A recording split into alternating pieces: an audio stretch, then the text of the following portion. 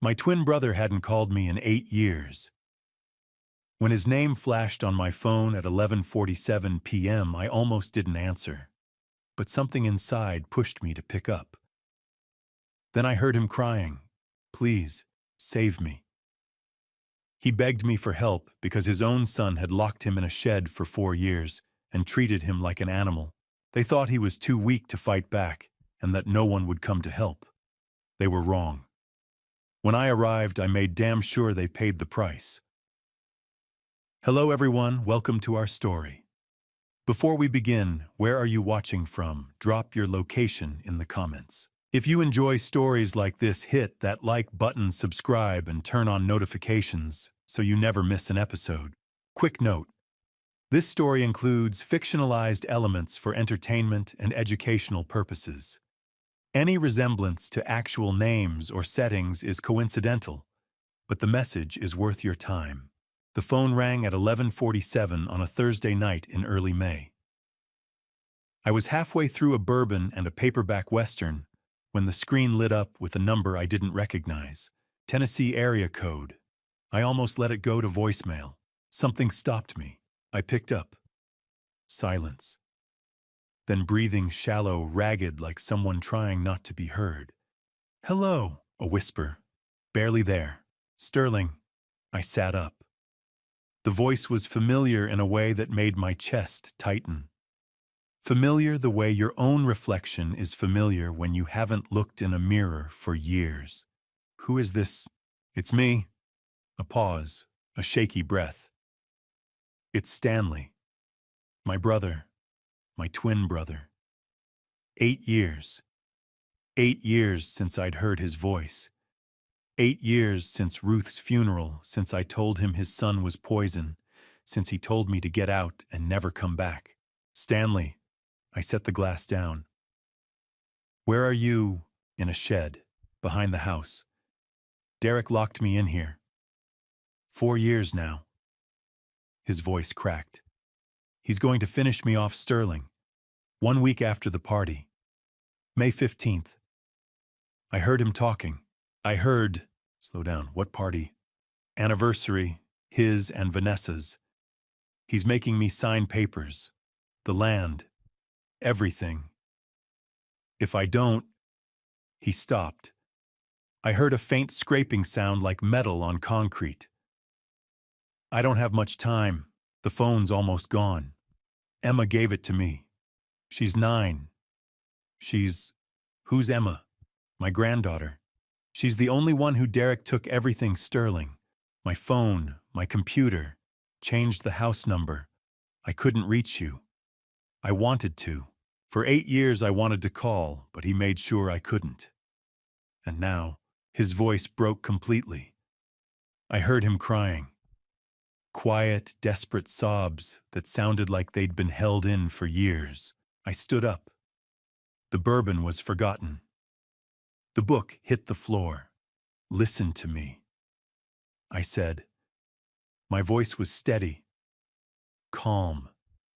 The voice I used when a client was falling apart and needed someone to hold the pieces together. "Don't sign anything. Do you hear me? Nothing. No matter what he says, he'll hurt me. I know, but I'm coming. 2 days. Can you hold on for 2 days? I don't know if..." "Yes, you can. Listen, there's a Chevron station off of 40, exit 247. You know it." A pause. "I think so. 4:30 in the morning, May 6th. 2 days from now. Meet me there. Can you get out?" "I don't know how." "Find a way. You got out tonight, didn't you?" Derek forgot to lock the door. He was drunk. Then you can do it again. 4:30, exit 247. I'll be there." "Sterling, I'm scared." I closed my eyes. 64 years old, and my brother sounded like a child. Like the kid who used to hide behind me when the neighborhood dogs got too loud. Like the kid I used to protect. "I know you are," I said. "But I'm not going to let him finish this. You hear me? I'm not letting him take you. It's been so long. I didn't think you'd..." "I'm your brother. That doesn't stop.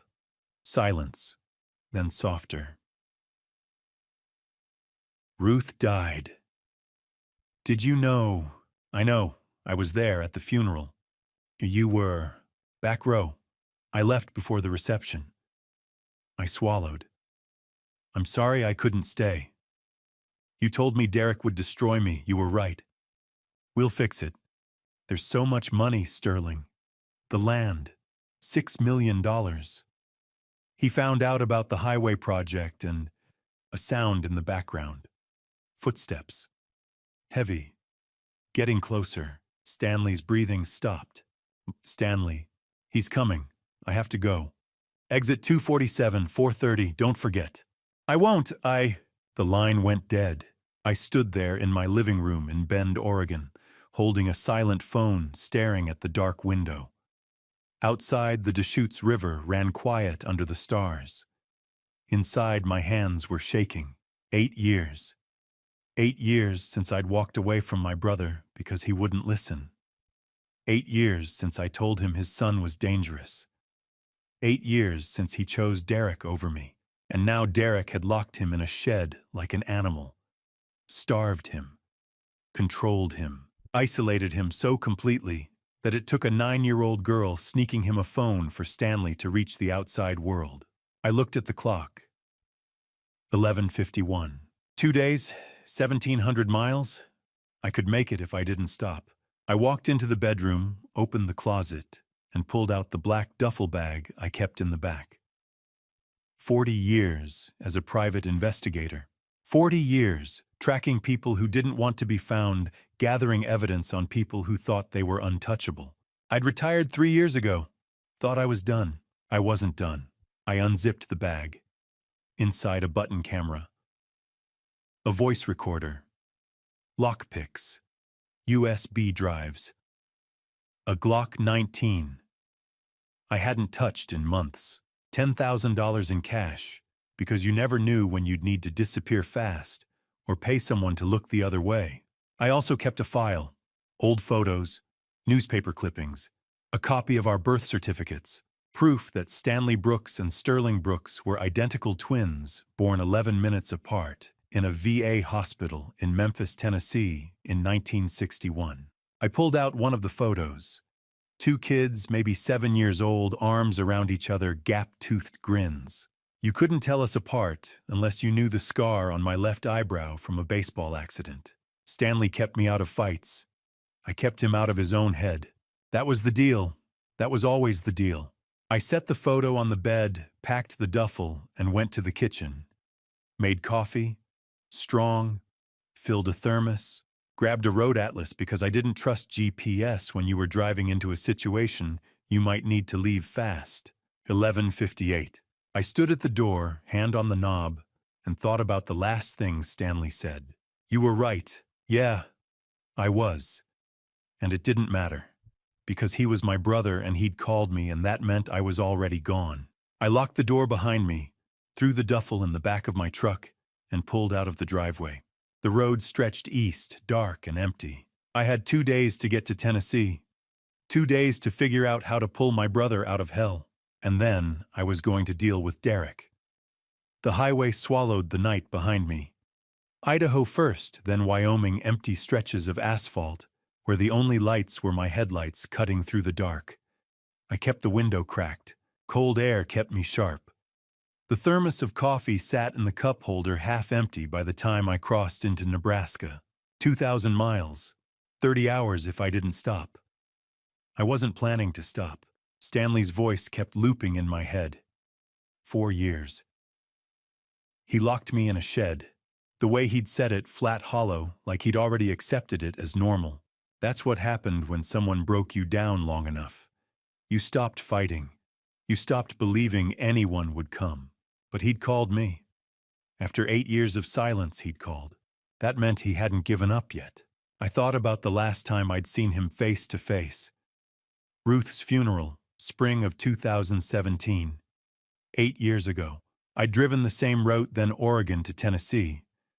Pulled into Millbrook the morning of the service and sat in the back pew. Stanley didn't know I was there. I'd loved Ruth. She was kind. The kind of woman who sent birthday cards every year even after Stanley and I stopped speaking. Cancer took her fast. 6 months from diagnosis to gone. After the service, I waited outside by the parking lot.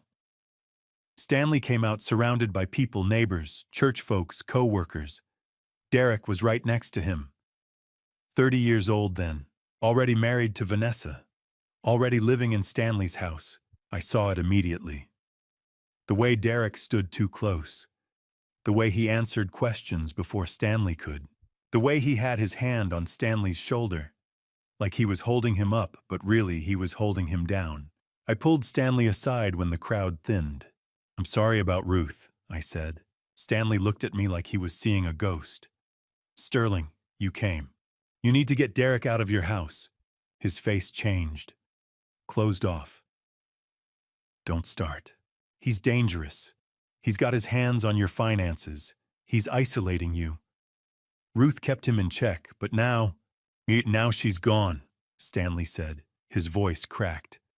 "And you show up at her funeral to tell me my son is the problem. He is the problem. So get out." He stepped back. "I buried my wife today. I don't need you here telling me how to run my life.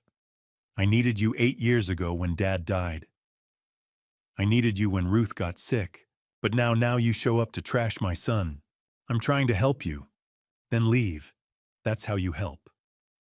Derek walked over, put his arm around Stanley, looked me dead in the eye. "Everything okay here, Dad?" "Sterling was just leaving," Stanley said. Derek smiled. Cold. Calculated. "Yeah. I think that's a good idea." I looked at my brother one more time. "When you need me, call. I'll come." Stanley turned his back. Derek guided him toward the car. I watched them go. I left Tennessee that afternoon, drove straight through the night back to Oregon, told myself I'd done what I could. But Derek had heard me. He knew I was watching. And that's when it started. Stanley told me on the phone Derek took his cell the week after the funeral. Changed the house number, took over Stanley's email, told the neighbors Stanley wanted privacy while he grieved. Slowly, carefully, Derek cut every line to the outside world. For 8 years, my brother lived 20 feet from a phone he couldn't use and a front door he couldn't walk through without permission. The coffee was cold by the time I hit Kansas. I stopped at a truck stop outside Salina, filled the tank, bought a sandwich I didn't taste, and got back on the road. I checked the duffel bag in the back seat. Button camera, voice recorder, USB drives, lockpicks. The Glock was wrapped in a towel at the bottom. I hadn't fired it in 3 years, hoped I wouldn't need to now. But I wasn't walking into that house unarmed.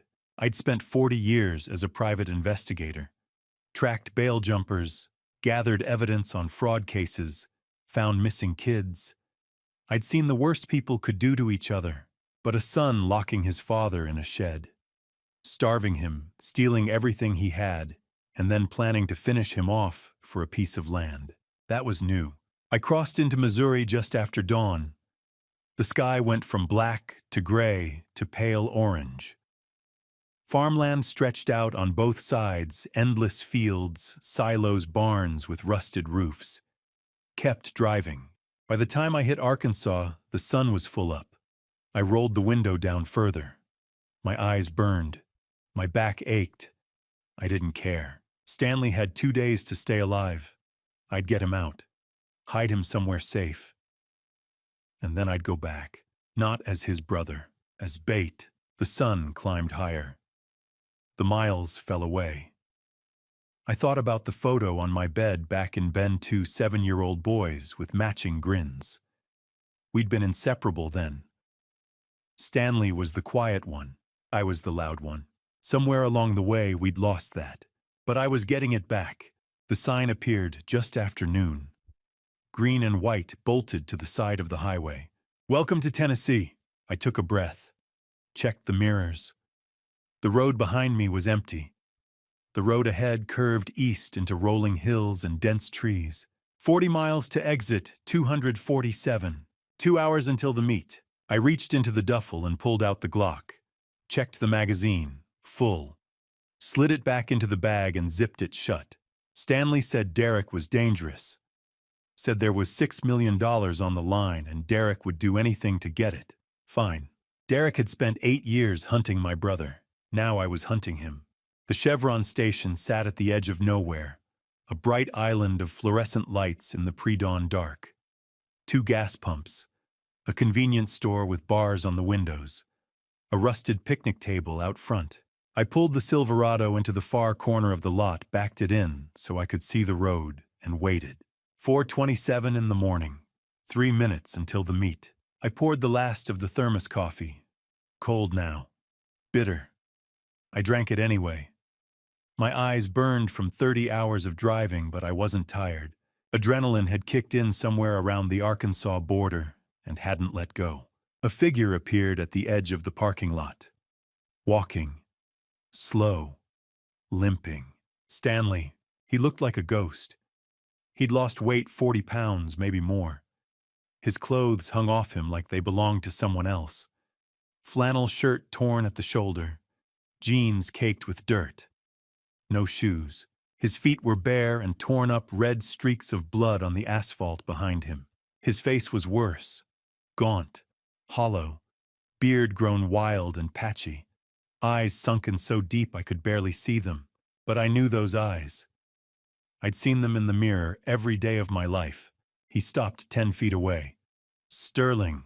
I crossed the distance in 3 steps and pulled him into my arms. He collapsed against me. His whole body shook. I felt his ribs through the shirt. "I got you, huh?" I said. I guided him to the picnic table, pulled out water and a sandwich. He drank half the bottle in one pull, gasping. Tore into the sandwich like he hadn't eaten in days. Maybe he hadn't. I cleaned the cuts on his feet, wrapped them in gauze. His hands were shaking so bad he could barely hold the sandwich. "How far did you walk?" I asked. 3 miles, maybe 4. Derek passed out drunk around 2. Left the shed unlocked. I waited until I heard him snoring, then I ran. "You did good. I didn't think you'd come." He looked up at me. Tears streaked through the grime on his face.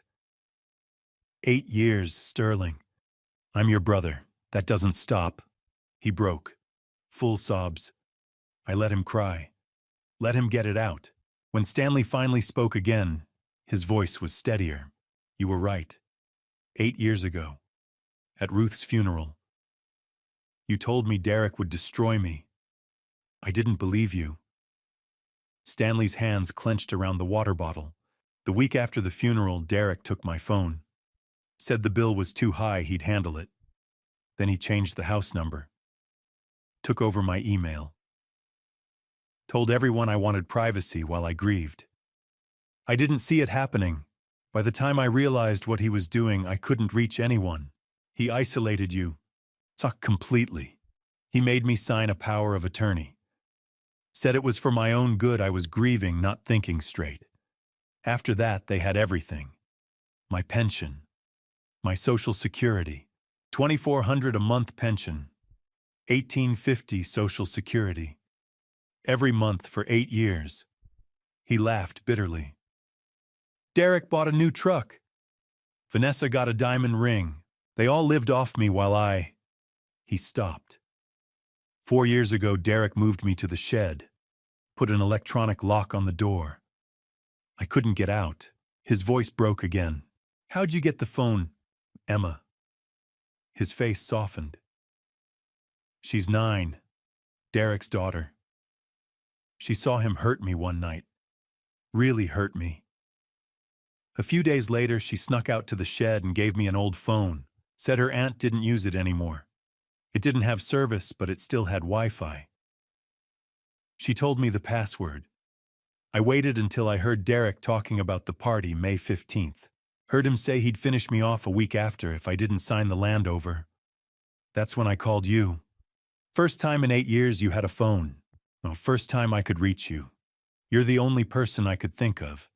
The only person who'd come. I'm here now, I said. And we're going to fix this. I laid out the plan. We'd swap places. I'd go back to the house as Stanley, live in the shed, endure whatever Derek threw at me, gather evidence, financial records, recordings, anything that would hold up in court. Stanley would go to Knoxville, hide, rest, recover. When I had enough to bury Derek, I'd call the police and blow the whole thing open. Stanley stared at me. You're going to pretend to be me. We're twins, identical. No one's looked at you closely in 4 years. They won't notice. Derek will. Derek sees what he wants to see.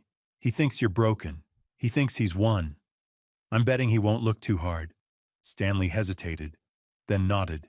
I called an Uber Black. Paid extra for discretion. The driver arrived 20 minutes later. Middle-aged guy, clean car, didn't ask questions when I handed him $200 in cash.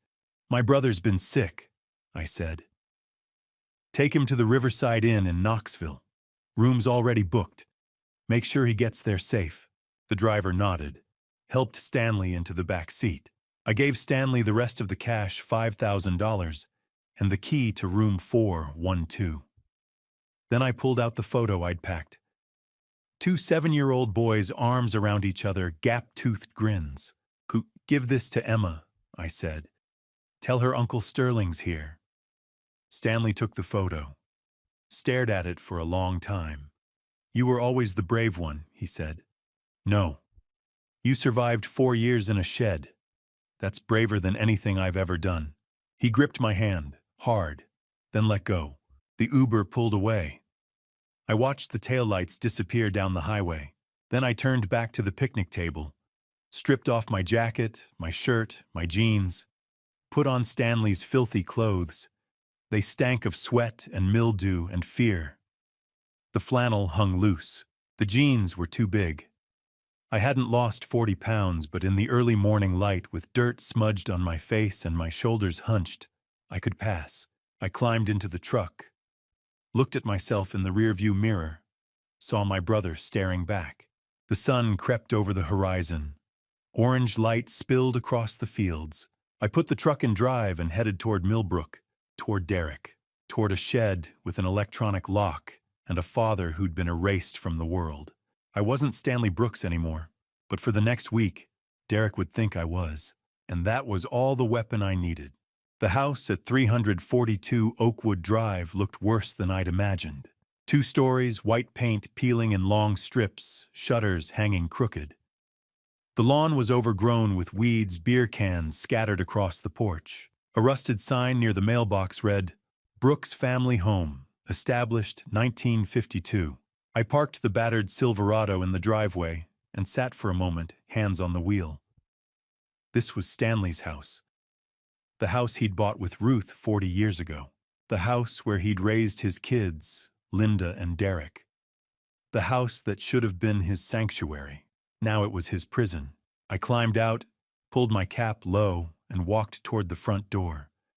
My shirt smelled like Stanley sweat, dirt, fear. My hands were shaking, but I kept them steady. I wasn't Sterling Brooks, retired private investigator from Oregon. I was Stanley Brooks, 64-year-old man, broken by his own son. I knocked once. No answer. I tried the handle. Unlocked. Inside, the air was thick with stale smoke and grease. The living room was cluttered, empty pizza boxes, soda cans, a flat-screen TV mounted on the wall, blaring a morning talk show. The furniture was old, but had been nice once Stanley's furniture, Ruth's taste. Now it was stained and sagging under years of neglect. A framed photo sat on the mantel. I stopped. It was a family portrait. Derek, maybe 30 years old, standing beside Vanessa, both of them smiling. And in Vanessa's arms, a baby. A tiny girl with dark hair and wide eyes, maybe a year old. Emma. The photo was dated April 2017. I felt something tighten in my chest. 8 years ago. March 2017. Ruth had just died from cancer. Derek called Stanley, said he and Vanessa needed a place to stay. Vanessa had just had a baby, a little girl named Emma. They said they wanted to help Stanley, a grieving widower, a lonely old man. Stanley believed them. He always believed Derek. But within the first month, Derek took Stanley's phone, changed the house number, cut off the email, turned Stanley into a prisoner in his own home. And Emma, that innocent baby in the photo, was now 9 years old. She'd grown up in a house filled with cruelty, manipulation, and lies. But somehow she still had enough heart left to slip her grandfather a phone. "Where the hell have you been?" I turned. Derek stood in the doorway to the kitchen, arms crossed, red-faced and sweating. He was pushing 300 pounds stuffed into a stained gray t-shirt and sweatpants. His hair was thinning, his jaw slack. He looked nothing like the clean-cut man in the photo. I didn't answer. Just stared at him the way Stanley would, silent, defeated. Derek stepped closer. "I asked you a question, old man." "Walked," I said quietly, keeping my voice hoarse, broken. "Walked where?" "Just walked." His eyes narrowed. For a moment I thought he'd seen through me. Then he snorted, shaking his head. "You're losing it. You know that..." Behind him, a woman appeared, Vanessa. 36, bottle blonde hair, red acrylic nails, wearing a cheap silk blouse and tight jeans. She wrinkled her nose. "God, he smells," she said. "Don't let him in the house like that." An older woman appeared next, Lorraine, Vanessa's mother. Gray hair, pulled back, thin lips, sharp eyes. She looked me up and down like I was garbage. "You owe us $500, she said flatly. "Rent for last month." I blinked. Rent, this was Stanley's house. A younger woman drifted in from the hallway, Jessica, Vanessa's sister. 28, bleached hair glued to her phone. She barely looked up. "Can't believe the old man's still alive," she muttered. Then I heard footsteps on the stairs. Light, careful. Emma. She stood on the bottom step, clutching the railing. 9 years old, brown hair in a messy ponytail, wearing a faded dress 2 sizes too small. Her blue eyes were wide, cautious, but when she saw me, she smiled, just a flicker. I felt my chest tighten again. Derek grabbed my arm. "Come on. You're not staying in the house." He dragged me through the kitchen, past the clutter and the trash, out the back door, into the yard. The grass was knee-high, littered with broken lawn chairs and rusted tools. At the far edge of the property sat a shed. 8 feet by 10 feet, wood siding, small window covered with a tarp. Derek pulled a phone from his pocket, tapped a code. The door clicked, electronic lock. He shoved it open. "This is where you live now," he said. "You don't come in the house unless I say so. You don't talk to anyone. You stay here. Understand?" I looked inside. A thin, filthy mattress on the floor. A plastic water bottle. No toilet, no sink. One bare light bulb hanging from the ceiling. In the corner, a small ventilation hole covered with an oily rag. My jaw tightened, but I kept my face blank. "Understand," Derek repeated louder. I nodded. "Good." He stepped back. "If you try to leave, I'll lock you in for a week. Got it?" I nodded again. He walked away, muttering under his breath. The door stayed open for now. I stepped inside. The air was stale, thick. I crouched by the ventilation hole, pulled the rag aside. A faint chemical smell drifted out, propane, maybe carbon monoxide. The vent had been deliberately blocked. I glanced at the water heater mounted on the outside wall. The exhaust pipe was loose, angled wrong. Gases were leaking into the shed. This wasn't neglect. This was a trap. I pulled out the button camera hidden in my shirt collar, aimed it at the vent, the water heater, the electronic lock on the door. Clicked 3 photos. The camera was small enough to hide battery good for 72 hours. I sat on the mattress, staring at the door. Derek didn't just want to exploit Stanley. He wanted him gone. And now, sitting in this 8 by 10 box, where my brother had spent 4 years of his life breathing poison, starving alone, I understood exactly how far Derek was willing to go. I looked at the photo on my phone, the one Stanley had given me at the gas station. The 2 of us, 7 years old, fishing with our dad. "Hold on, Stanley, I'm going to end this. But first I needed to survive it." The dark came fast. One moment the shed was dim. The next, it was black. Complete. The kind of dark where you couldn't see your own hand in front of your face. I lay on the mattress, listened. Rats in the walls. Something larger moving through the grass outside, possum maybe, or a stray cat. The creak of the house settling. Voices drifting from an open window. Vanessa laughing, Derek shouting at the television. Stanley had done this for 4 years. 1,400 nights. Alone. Breathing poison.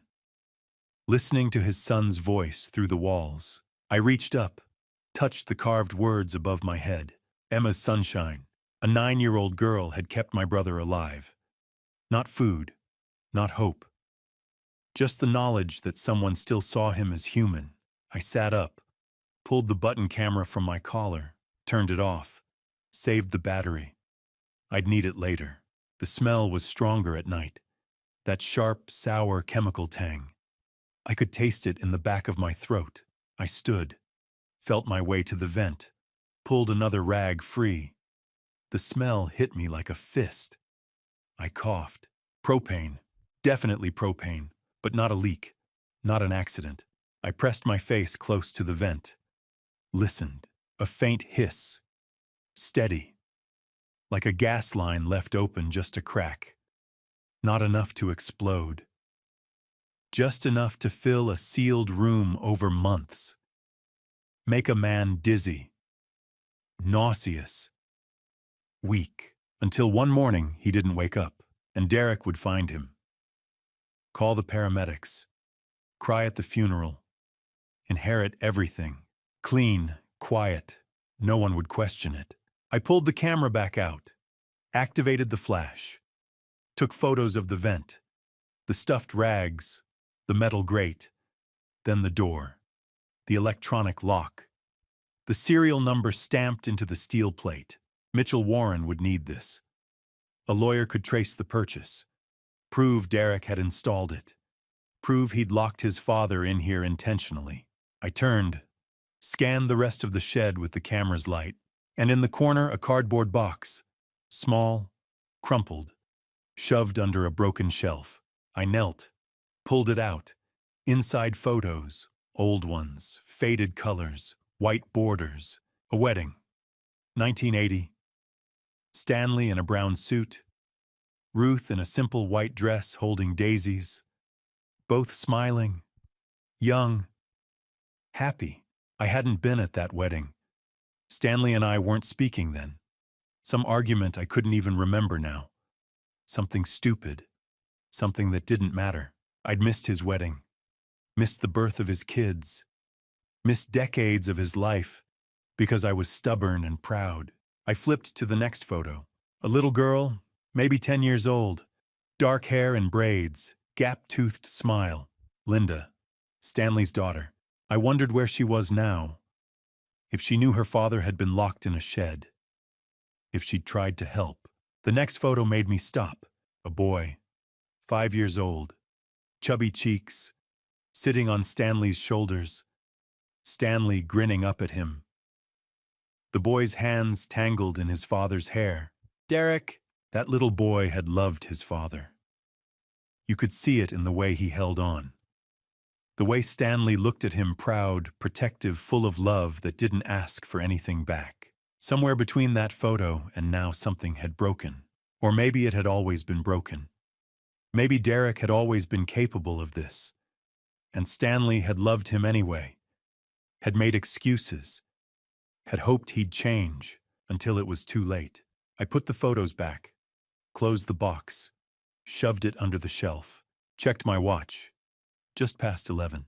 8 years since Ruth's funeral. 8 years since I told Stanley his son was dangerous.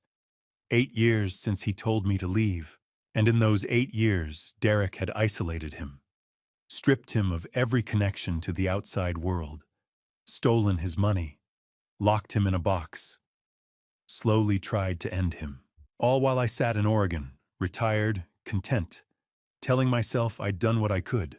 I leaned back against the wall, closed my eyes. Stanley had survived 4 years of this. 1,400 nights of breathing poison and listening to rats and carving messages into the wall for a little girl who might never see them. And he'd survived, because somewhere deep down, he still believed someone would come. I wasn't going to let him down. A sound. Soft. Outside. Footsteps. Light. Careful. Moving through the grass toward the shed. I stood, moved to the door, pressed my ear against the metal.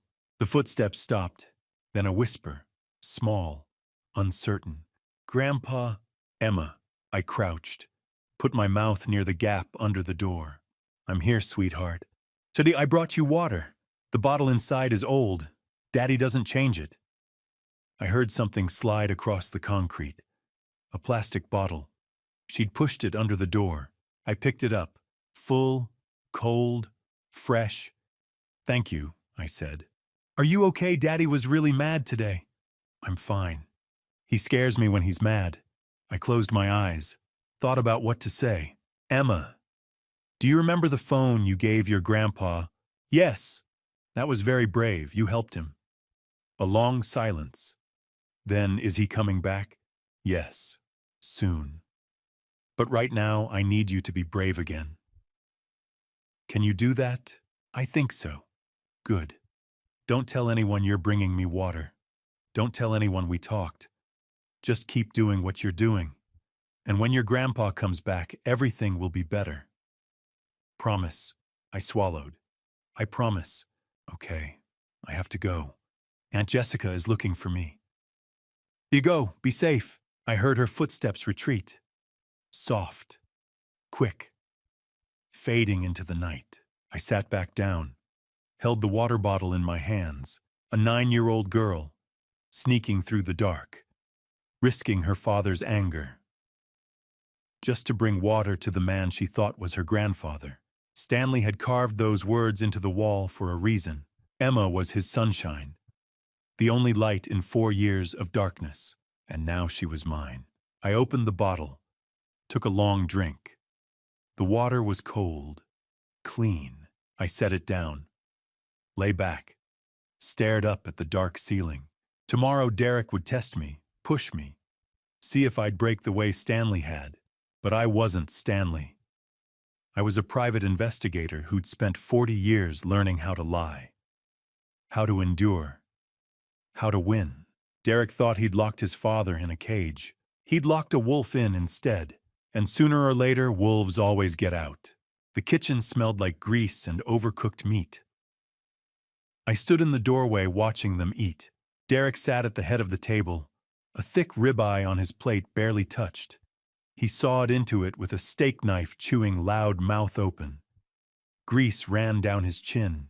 Vanessa sat to his right. Roasted chicken. She picked at it with her fork, checking her phone between bites. Lorraine sat across from her. 2 slices of pizza on a paper plate. She ate in silence, jaw working mechanically. Jessica slouched at the far end, scrolling through social media, a slice of pepperoni pizza in one hand. And Emma, small, quiet.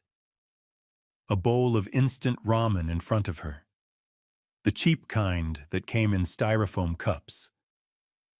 She spooned the noodles slowly, carefully, like she was trying to make them last. No one spoke. Just the scrape of forks, the hum of the refrigerator. Derek finally noticed me. "What are you doing?" he said around a mouthful of steak. "Waiting," I said. "For what?" "Dinner." He snorted, gestured to the counter. "Your food's over there. Bowl and bread. Don't say I don't feed you." I turned, saw a chipped ceramic bowl on the counter. Soup. Cold. A gray film on the surface. Beside it, a piece of bread. Hard. Green at the edges. I looked back at the table. At the steak. The chicken. The pizza. At Emma eating instant noodles while her father gorged on ribeye. Something shifted inside me. Not anger. Not yet. Just a cold, clear understanding of who these people were. I stepped into the light. Walked to the table. No one moved. They all looked up. Surprised. I stopped beside Derek. Looked down at his plate. "You're not eating that," I said. Derek blinked. "What?" I reached down, picked up the steak with my bare hand. Grease ran between my fingers. Hot. I took a bite. The room went silent. Vanessa's fork clattered onto her plate. Jessica's thumb stopped mid-scroll. Lorraine's jaw stopped chewing. Emma stared, wide-eyed, frozen. Derek stood up so fast his chair screeched backward. What the hell do you think you're—" I swallowed, took another bite. Chewed slowly, looked him dead in the eye. "I'm hungry," I said, calm, quiet. I took it. "What are you going to do?" His face went red, blotchy. His hands curled into fists, shaking. His breath came fast through his nose. He stepped toward me. I didn't move, didn't blink, just held his gaze. For a moment we stood there, 2 feet apart, his fists raised, mine holding his dinner. I saw it then, the flicker, the crack. His eyes met mine and something in them shifted. Uncertainty, confusion, maybe fear. He'd been looking at his father, the man he'd beaten down, starved, locked away, the man who flinched when he raised his voice. But I wasn't that man, and somewhere buried under the bourbon and the bluster, Derek knew it. His eyes dropped, just for a second. Down to the floor, then back up, but it was enough. He took a step back. "You've lost your mind," he muttered, but his voice was quieter now. Weaker. I took another bite of the steak. Let the silence stretch. Let him sit with the fact that he'd backed down in his own house, in front of his wife, his mother-in-law, his daughter. I finished the steak, every bite, slow, deliberate. Then I set the plate back down on the table, right in front of him. "You're not dealing with the same man anymore," I said. No one spoke. Vanessa's mouth hung open. Jessica had stopped scrolling entirely. Lorraine stared at me like I'd grown a second head. Emma's eyes were wide, but she wasn't scared. She was hopeful. I turned, walked back toward the door. "Get back in the shed," Derek said behind me. His voice shook. "Now." I stopped, looked back over my shoulder. "I know the way," and I said. Then I walked out, across the yard, to the shed. The door was unlocked. I stepped inside, pulled it shut behind me, sat down on the mattress, leaned back against the wall. My hands were still greasy. I wiped them on Stanley's filthy jeans. My heart was pounding. Not from fear, from satisfaction. 40 years as an investigator. 40 years of playing roles. Pretending to be someone I wasn't.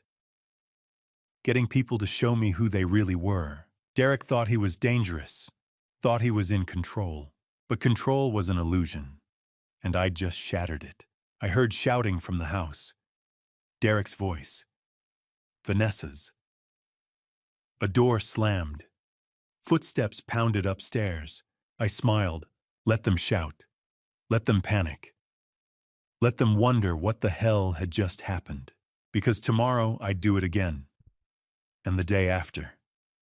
And the day after that. I'd push, I'd prod.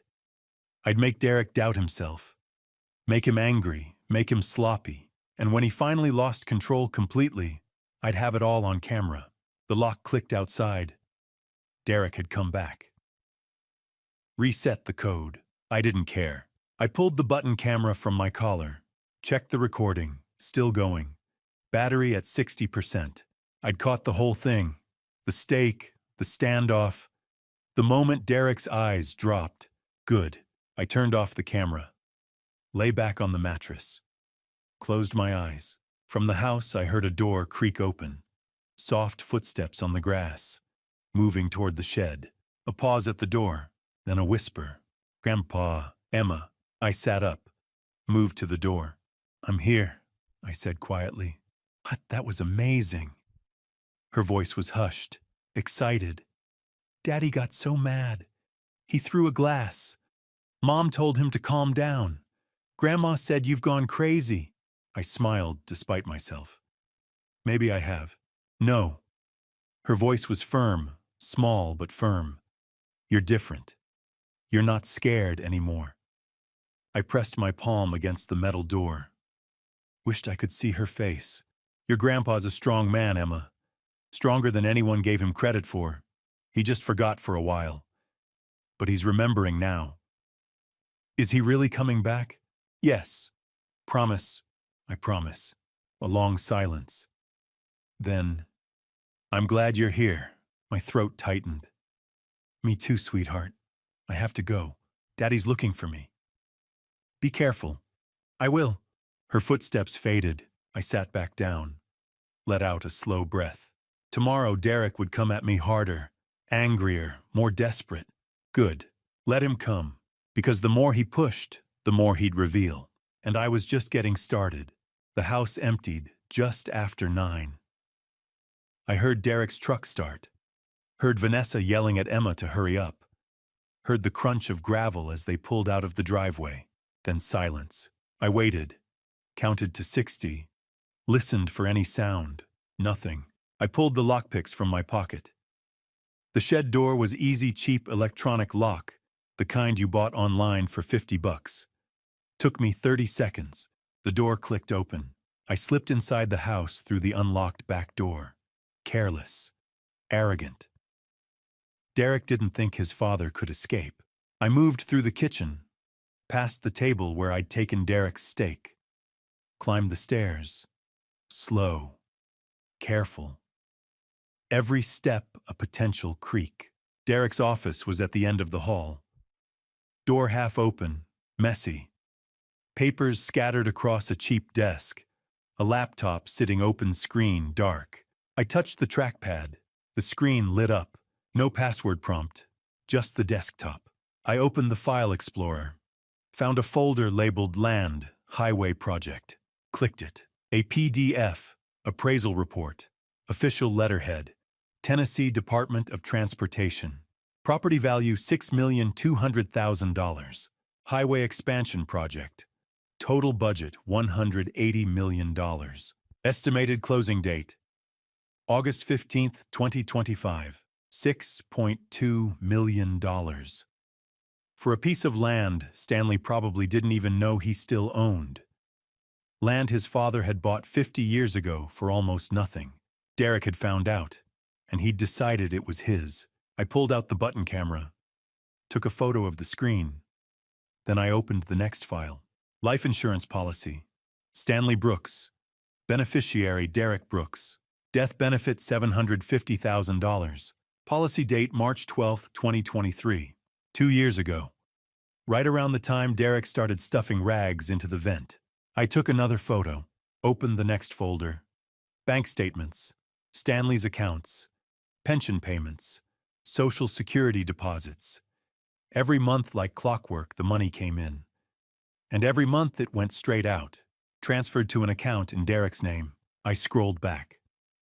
8 years of transfers. Every month. $2,400 pension. $1,850 Social Security. Over $400,000. Derek had stolen $400,000 from his own father.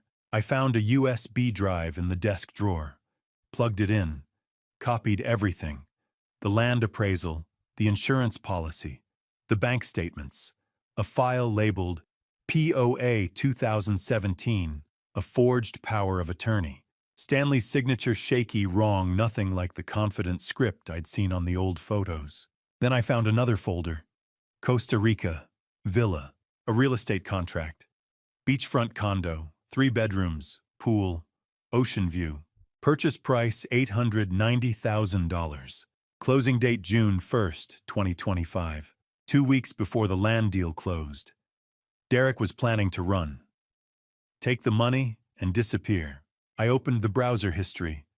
Gambling sites. Dozens of them. Poker, sports betting, online casinos. Current balance minus $85,000. Derek wasn't just greedy.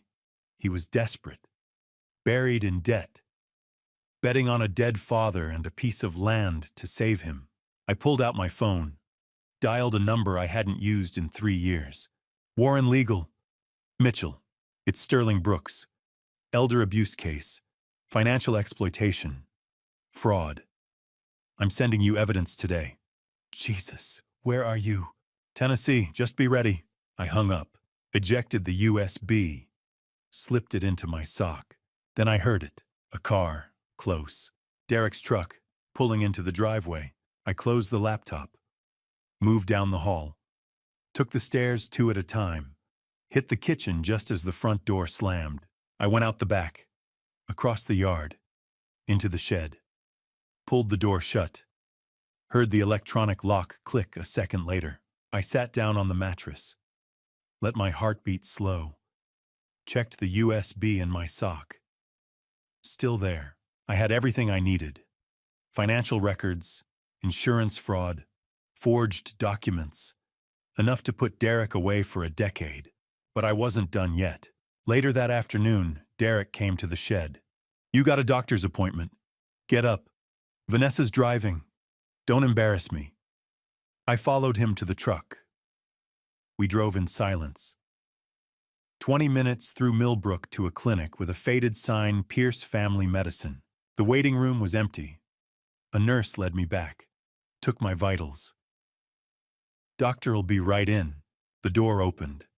A man in his mid-50s, thinning gray hair, wire-rimmed glasses, white coat, tired eyes. Dr. Gregory Pierce. Stanley, how are we feeling today? Fine. Good. Your son tells me you've been having some memory issues. Let's do a quick cognitive assessment. Can you tell me what year it is? And the president, I gave him the name. Can you count backward from 100 by sevens? 100, 93, 86, 79, 72. He frowned, wrote something on his clipboard. Can you tell me where you are right now? Pierce Family Medicine, Millbrook, Tennessee. His frown deepened. Vanessa's phone rang outside. She stepped into the hall. The moment the door closed, I leaned forward. How much is he paying you? I said. Voice low, calm. Dr. Pierce blinked. Excuse me, Derek, how much did he pay you to declare me incompetent? His face went pale. I don't know what your Medicaid fraud, 2019, falsified disability claims. I know about all of it. One call to the state medical board and your license is gone. His mouth opened, closed. Doesn't matter. What matters is you're going to refuse to sign any evaluation. You're going to tell Derek I'm perfectly healthy. And when the police come asking, you're going to tell them the truth about what he tried to make you do. He stared at me, hands shaking. Do we understand each other? He nodded. Barely. The door opened. Vanessa stepped back in. Everything okay? She asked. Dr. Pierce cleared his throat. Everything's fine. Your father-in-law is in excellent health, cognitively sound. No issues whatsoever. Vanessa's smile faltered. But Derek said, Derek was mistaken. Stanley's doing very well for his age. He looked at me. Aren't you Stanley? I nodded. We walked back to the truck. Vanessa was silent, angry. She slammed the door. What did you say to him? She hissed. Nothing, I said. Bullshit. He was supposed to say you were losing your mind. That was the whole point. I shrugged. She started the engine, peeled out of the parking lot. Derek's going to be pissed, she muttered. I looked out the window, watched the town roll by. Yeah, I said. I'm counting on it. All right. Before I tell you Sterling's next move, I need to know you're still with me. Drop the word justice in the comments below. Let me see that you're invested in this story. Quick heads up, what's coming next includes some fictionalized details for storytelling purposes. If this isn't your thing, you're welcome to stop here and check out something else that fits your style. The morning sun hit the shed door at an angle that made the metal glow. I pushed it open. stepped out into the light. No sneaking, no hiding, just walked straight across the yard toward the house. Derek was on the porch, coffee in one hand, cigarette in the other. He saw me coming, squinted. "Where do you think you're going?" "Shopping," I said. He laughed. Short. Mean. "Shopping. You." "With what money, old man?" I stopped at the bottom of the porch steps, reached into my back pocket, pulled out my wallet, flipped it open. The black card sat in the front slot. American Express. No limit. I held it up. "My money. Always have." Derek's smile faltered. He stared at the card. "That's fake. Try it and see." Vanessa appeared in the doorway. "Where'd you get that?" "It's mine." I slipped the wallet back into my pocket. "I'll be back in a few hours." I turned, started walking. "Hey!" Derek shouted. "You can't just leave." I kept walking, didn't stop, didn't look back. Let them yell. Millbrook wasn't much. Main Street, a diner, a hardware store, and tucked between a laundromat and a barber shop, a small storefront premium car rentals. I walked in. The guy behind the counter looked up from his phone. "Help you? I need a car." "You got an Escalade?" He tapped his computer, frowned. "Yeah, graphite gray. Just came back this morning." "I'll take it." "It's $350 a day." "Fine." I handed him the black card. He swiped it. The machine beeped. Approved. His eyes widened. Okay. Let me get the keys." 10 minutes later, I was behind the wheel of a Cadillac Escalade. Leather seats, tinted windows, enough chrome to blind someone in direct sunlight. I drove 3 blocks to a men's clothing store. Small place, family-owned.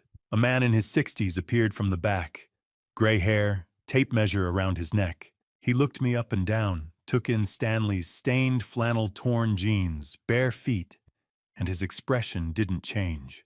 "Good morning. How can I help you? I need a suit, shoes, a watch." He didn't ask questions, didn't judge, just measured me, pulled suits off the rack. I picked navy, clean, sharp.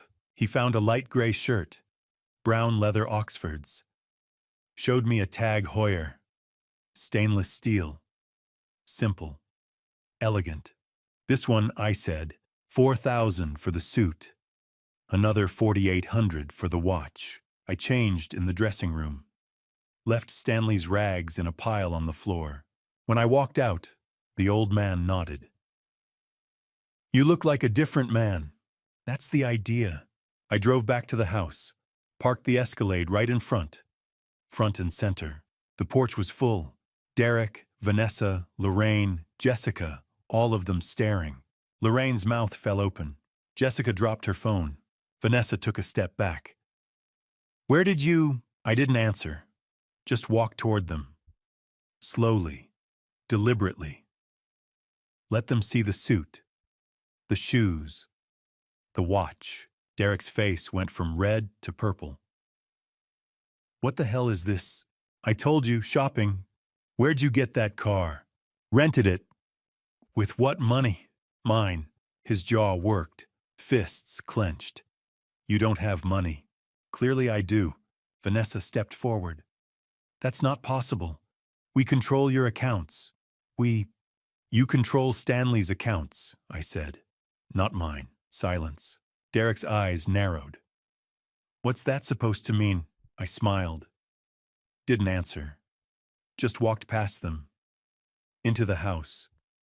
Up the stairs. I walked down the hall. Pushed open the door to the master bedroom. Derek and Vanessa's room. I sat down on the bed, leaned back, crossed my legs. Derek appeared in the doorway, face twisted. "Get out." "No, this is my room." "Not anymore." I said, "Get out." I stood, slowly, calmly. Unbuckled the watch. Emma appeared in the hallway, peeking around the corner. Eyes wide. I walked to the door, crouched down in front of her. Hold this for me, sweetheart, I said, handed her the watch. I don't want it getting scratched. She took it, carefully, like I'd just handed her the crown jewels. Derek's fists shook. Don't you touch her. I stood, looked him in the eye. I didn't touch her. I asked her to help me. There's a difference. He opened his mouth, closed it, looked at Vanessa. She shook her head slightly. He stepped back, just an inch. But it was enough. I walked past him, back into the bedroom, closed the door, locked it from the inside. They pounded on it for 10 minutes. Derek, Vanessa, Lorraine shouting threats. I ignored them. Eventually, they gave up. Footsteps retreated. Doors slammed. The house went quiet. Around midnight, I heard voices, low, angry, coming from downstairs. I stood, pressed my ear to the floor. Derek's voice, rough, furious. He's different. Something's wrong. This isn't him. Vanessa's voice, sharp. You think I don't know that he's not acting like your father, like someone else? A pause. You think someone switched them, Vanessa said. I don't know, but we don't have time to figure it out. The party's in 6 days. If he doesn't sign, we lose everything. So what do? We move up the timeline. Another pause. How much faster? Tomorrow night. I'll handle it. You just keep your mouth shut and stay out of the way. Footsteps, a door closing, silence. I sat back down on the bed, pulled the button camera from my collar, checked the recording. Still going, battery at 40%. Enough. I lay back, closed my eyes. Tomorrow night. Derek was going to make his move, faster than I'd expected. But that was fine. The faster he moved, the sloppier he'd get. And sloppy people made mistakes. I'd spent 40 years waiting for people to make mistakes. I could wait one more day. The garage sat at the back of the property, detached. Derek's man cave. The place he went when the world was closing in. Tonight, the lights were on. Music drifted out through the cracked window. Classic rock. Too loud. The kind of loud that meant someone was already drunk. I crouched in the shadows outside, pressed my back against the garage wall, pulled the button camera from my collar, held it up to the window, angled it just right. 2 men inside, Derek, and another guy I didn't recognize. Mid-40s, balding, polo shirt, expensive watch. Richard Donovan, Derek's boss, had to be. I activated the camera. The little red light blinked. Recording. Derek poured another bourbon. Sloppy. Half of it splashed on the table. To the good life, he slurred. Richard lifted his glass. Barely. Sure. You don't sound excited, Rick. I'm excited, just tired. Tired. Derek laughed. Loud. Mean. You're tired. Try dealing with a crazy old man who thinks he owns the place. Try having bills stacked so high you can't see over them. Richard set his cards down. You doing okay, Derek? Okay, I'm about to be better than okay. Derek leaned back, grinned. I'm about to be rich. You know that land my old man's sitting on $6.2 million. Richard blinked. What? State's buying it. Highway expansion project. Market value is $6.2 million. And it's mine. Your dad's, you mean? Derek's smile didn't waver. Same thing. Is it? It will be. Party's in 5 days. May 15th. His signature goes on the deed. Transfer of ownership. Clean. Legal. Then me and Vanessa are gone. Mexico. Beachfront condo. 3 bedrooms. Pool. Ocean view. We close June 1st. Richard frowned. What about your dad? Derek's smile widened. What about him? You just gonna leave him here? Not exactly. The frown deepened. Derek! Relax. Derek poured another drink. It's handled. Unhandled how? Derek leaned forward, lowered his voice. Gas leak. Water heater in the shed's been acting up. Real temperamental. One of these days it's just gonna give out. Tragic accident. Old guy living alone in a shed, no ventilation. By the time anyone finds him, it'll be too late. Richard stared. You're joking. Do I look like I'm joking? Derek, that's smart.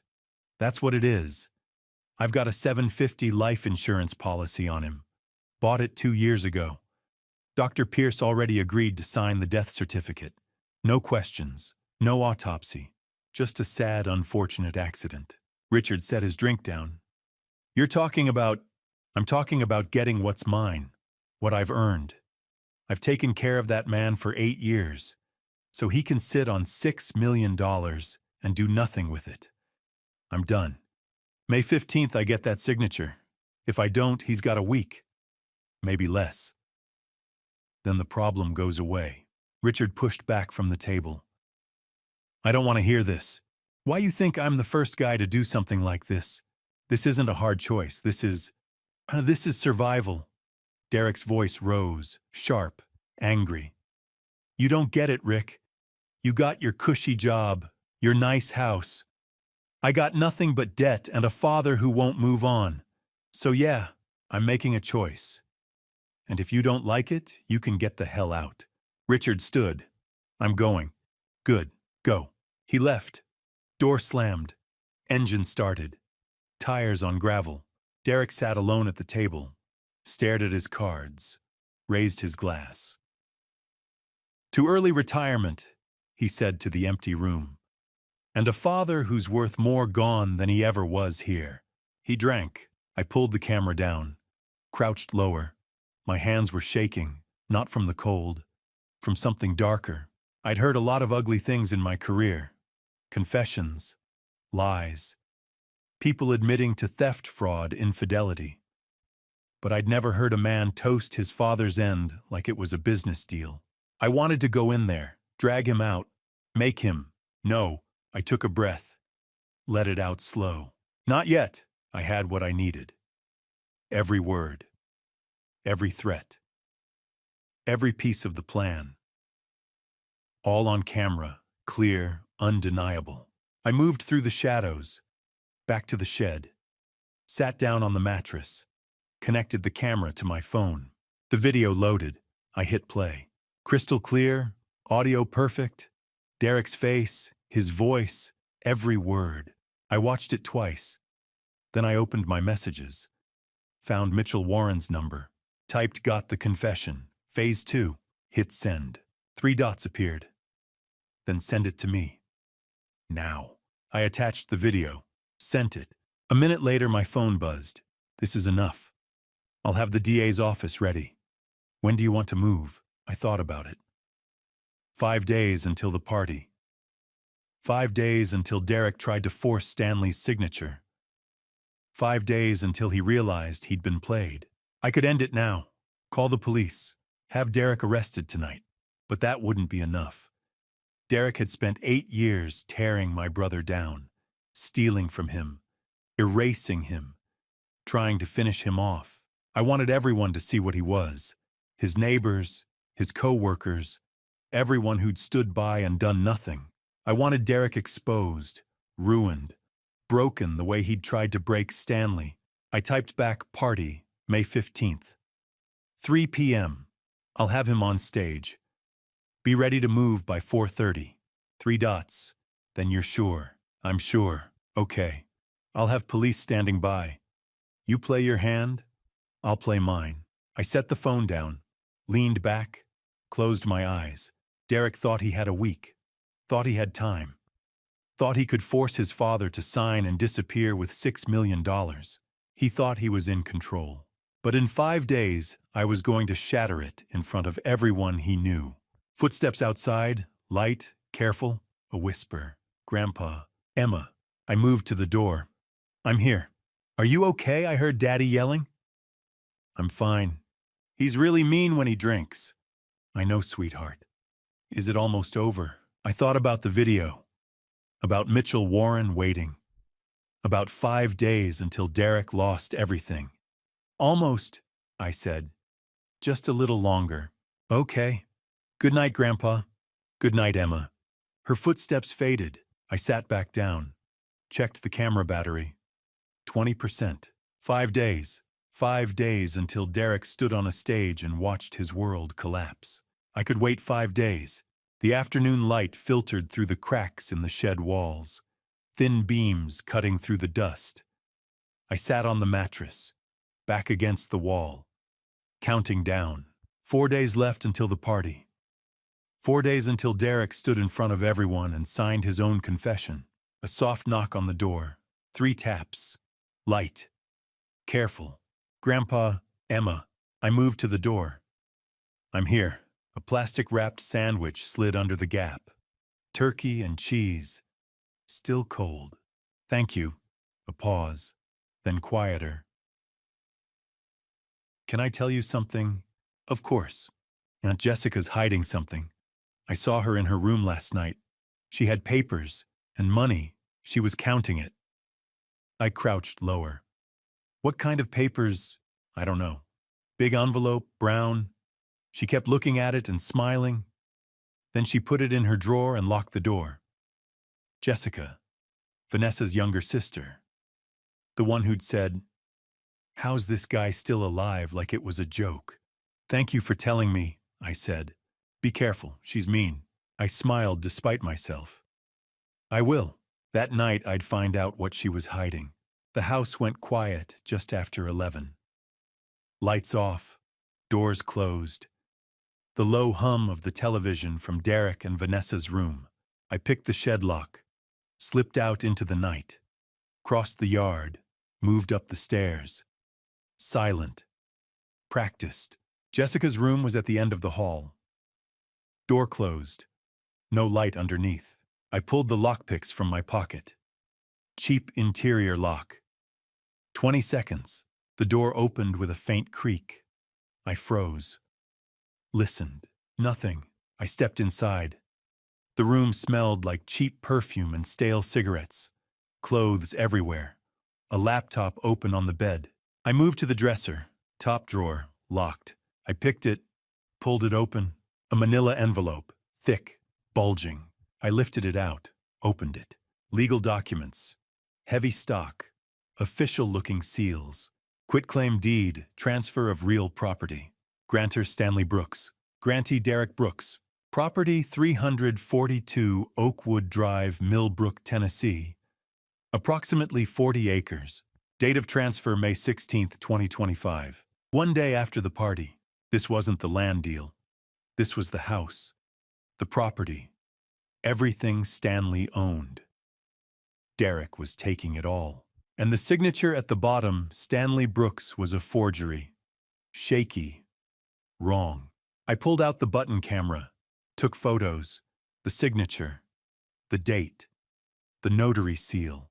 Next page, a notarized affidavit, signed by Melinda Cross, Notary Public State of Tennessee. I'd bet my life Melinda Cross had never seen this document. Third page, a check, not cashed. Made out to Jessica Sullivan, amount $50,000. Memo services rendered, $50,000. For forging the deed, the notary seal. Keeping her mouth shut. I photographed everything. Then I slid the papers back, locked the drawer, left everything exactly as I'd found it, turned toward the door, and froze. A small shadow in the hallway, just outside the doorframe. Emma. She stood there in her nightgown, bare feet, eyes wide. I stepped into the hall, closed the door, knelt down. You should be asleep, I said softly. I heard you walking. She looked at me, really looked. You're not my grandpa, she said. My chest tightened. What makes you say that? Your eyes. They're the same as his, but they're not sad. Grandpa's eyes were always sad. Yours aren't, and you don't talk like him. And when Daddy yells at you, you don't look scared. Grandpa was always scared. Smart kid. Too smart. Are you going to tell anyone? I asked. She shook her head. No. Why not? Because you're helping him, aren't you? I looked at her. 9 years old, living in a house full of people who'd tried to erase her grandfather, and she'd been the only one who brought him water, who called him sunshine, who gave him a phone so he could call for help. Yes, I said, I'm helping him. Where is he? Somewhere safe, resting, getting better. Is he coming back? Soon. Very soon. And when he does, you'll never have to be afraid again. Her eyes filled with tears. She didn't cry, just blinked them back. Hard. Promise. I reached into my pocket, pulled out the photo. 2 7-year-old boys, arms around each other, matching grins. I handed it to her. That's your grandpa, I said, pointing to the boy on the left. And that's me, Uncle Sterling. We're twins, and I came to help him. Do you understand? She looked at the photo, at me, back at the photo. Then she nodded. Can you keep this a secret just a few more days? I can. Good, because if your daddy finds out, it won't be safe. For you or for me. Okay. I pulled her into a hug. She wrapped her arms around my neck, held on tight. Thank you, she whispered. For what? For coming. My throat closed. I held her tighter. You're very brave, Emma. You know that. She pulled back, looked at me with those serious, too old eyes. So are you. I smiled, stood, ruffled her hair gently. Go back to bed, and remember. I won't tell. She turned, walked back to her room, closed the door softly. I stood in the hallway, let out a slow breath. A 9-year-old girl had figured out what an entire family had missed. She'd seen through the disguise, and she'd chosen to keep the secret, because she wanted her grandfather back. I walked back downstairs, out the back door, across the yard, into the shed, sat down, pulled out my phone, opened the photos of the forged deed, the notary seal, the $50,000 check, sent them to Mitchell Warren. 3 dots appeared immediately. This is fraud, felony forgery, conspiracy, add it to the pile. I typed back. How big is the pile now? Big enough to bury him. I set the phone down, leaned back, closed my eyes. 4 days. 4 days until Derek stood in front of his friends and family and watched me pull the mask off. Watched Stanley walk through the door. Watched the police take him away in handcuffs. 4 days until Emma got her grandfather back. I could wait 4 days. The trucks arrived just after dawn. White tent, folding chairs, a portable generator. Derek stood on the porch directing traffic like a general planning a campaign. I watched from the shed window. Tomorrow. Tomorrow it would all come apart. By noon the tent was up. Rows of chairs, a small stage, tables for food, a bar in the corner. 60 guests expected. Friends, neighbors, co-workers, all of them about to witness Derek's world collapse. Late afternoon, Derek came to the shed, didn't knock, just opened the door. Inside, now! I followed him into the living room. He handed me a glass. Whiskey. Neat. Drink. I drank. Tomorrow, he said. 3 o'clock. You sign that deed. Transfer of property. Stanley Brooks to Derek Brooks. In front of everyone. Clean. Legal. You understand? I understand. Yeah, and you're not going to make a scene. You're going to smile, sign, shake my hand, then back to the shed until I figure out what to do with you. I nodded. He leaned closer. If you try anything, you'll never leave that shed again. Are we clear? Clear. Vanessa appeared in the doorway, looked me up and down, wrinkled her nose. He can't wear that tomorrow. Derek frowned. Wear what? That. She gestured at Stanley's stained flannel. He looks like he sleeps under a bridge. People are taking pictures. It's going on social media. I'm not having that. I set the glass down. I have something. They stared. You have something, Vanessa repeated. Upstairs. I walked past them, up the stairs, into the closet, pulled out the navy suit, the one I'd bought in Millbrook, still pressed, still perfect. I changed, slowly, buttoned the shirt, adjusted the tie, slipped into the jacket, looked at myself in the mirror. I didn't look like Stanley anymore. I looked like someone who'd come to collect a debt. I walked back downstairs. Vanessa's mouth fell open. Lorraine dropped her coffee mug. It shattered on the tile. Derek's face went pale. Where did you... You said wear something nice. I'm wearing something nice. His jaw worked, fists clenched. He looked at Vanessa. She shook her head slightly. Fine, he said through his teeth. Wear it. But tomorrow you sign. Tomorrow, I agreed. I stepped outside. Needed air. Needed to see the trap one more time before it closed. The tent glowed in the late sun. Workers were packing up their tools. A few neighbors had wandered over. Curious. One of them saw me, did a double take. Eleanor Whitmore, 71, silver hair, leaning on a cane. She'd brought Stanley casseroles after Ruth died. Tried to check on him until Derek made it clear she wasn't welcome. She walked over, slowly. Stanley, I turned. Hello, Eleanor. She stared. My lord, you look different. Different how? I don't know. Just, you seem taller, stronger. Are you all right? If something's wrong, you can tell me. I know Derek can be difficult. I smiled, put a hand on her shoulder. I've never felt better, Eleanor. She frowned, studied my face like she was trying to solve a puzzle. Just watch tomorrow, I said. Everything's going to be fine. She didn't look convinced, but she nodded. If you say so. I do. She patted my hand, walked away, glanced back once, still uncertain. I watched her go. Then I turned back to the tent. Evening. The workers were gone. The tent stood empty. Lights strung overhead. A projector set up near the stage. Derek had rented it for a slideshow pictures of him and Vanessa. Their wedding, their trips, their perfect life. I walked through the tent, alone, checked the projector, the speakers, the laptop connected to it all. I pulled out my phone, opened the video from 3 nights ago. Derek's confession, gas leak, $750 insurance, worth more gone than here. Connected my phone to the laptop, tested it. The video played. Crystal clear, audio perfect. I smiled, disconnected, deleted the connection history, left everything exactly as I'd found it.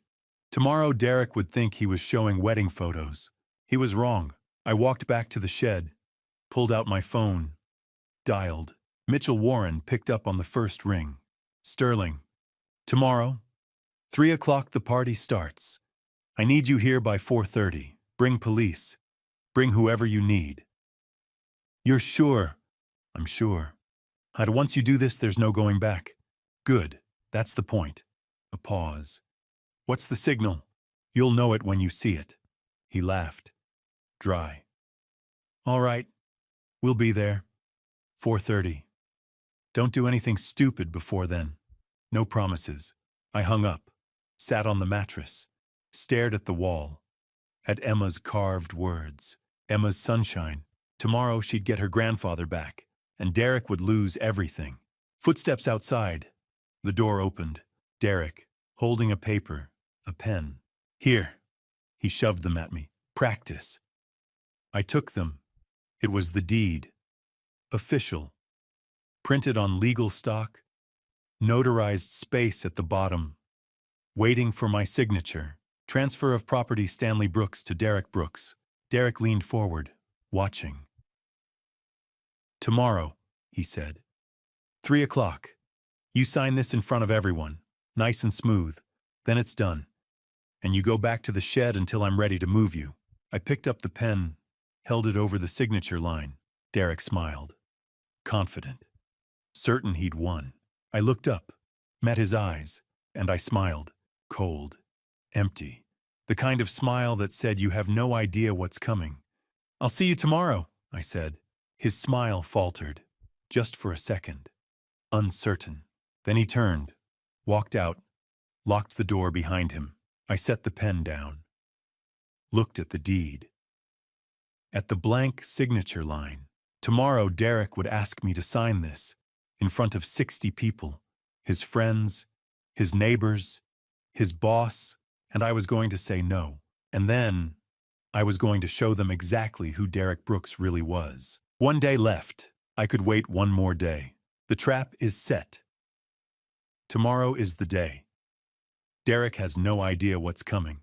Before I reveal what happens at that party, type 15 in the comments if you're still here, because May 15th is about to become the most important day of this story. Quick note: what follows contains fictionalized details for dramatic effect. If you'd prefer to skip it, feel free to exit now and explore other videos. The backyard was full by 3. More than 60 people crammed under the white tent. String lights glowed overhead. Tables lined with shrimp cocktail and roast beef. A bartender pouring champagne. Laughter, music, the hum of voices. It looked like a celebration. It was about to become a funeral. I sat at the family table, front row, Emma beside me. She'd been there since the first guests arrived. Hadn't let go of my hand. "Are you scared?" she whispered.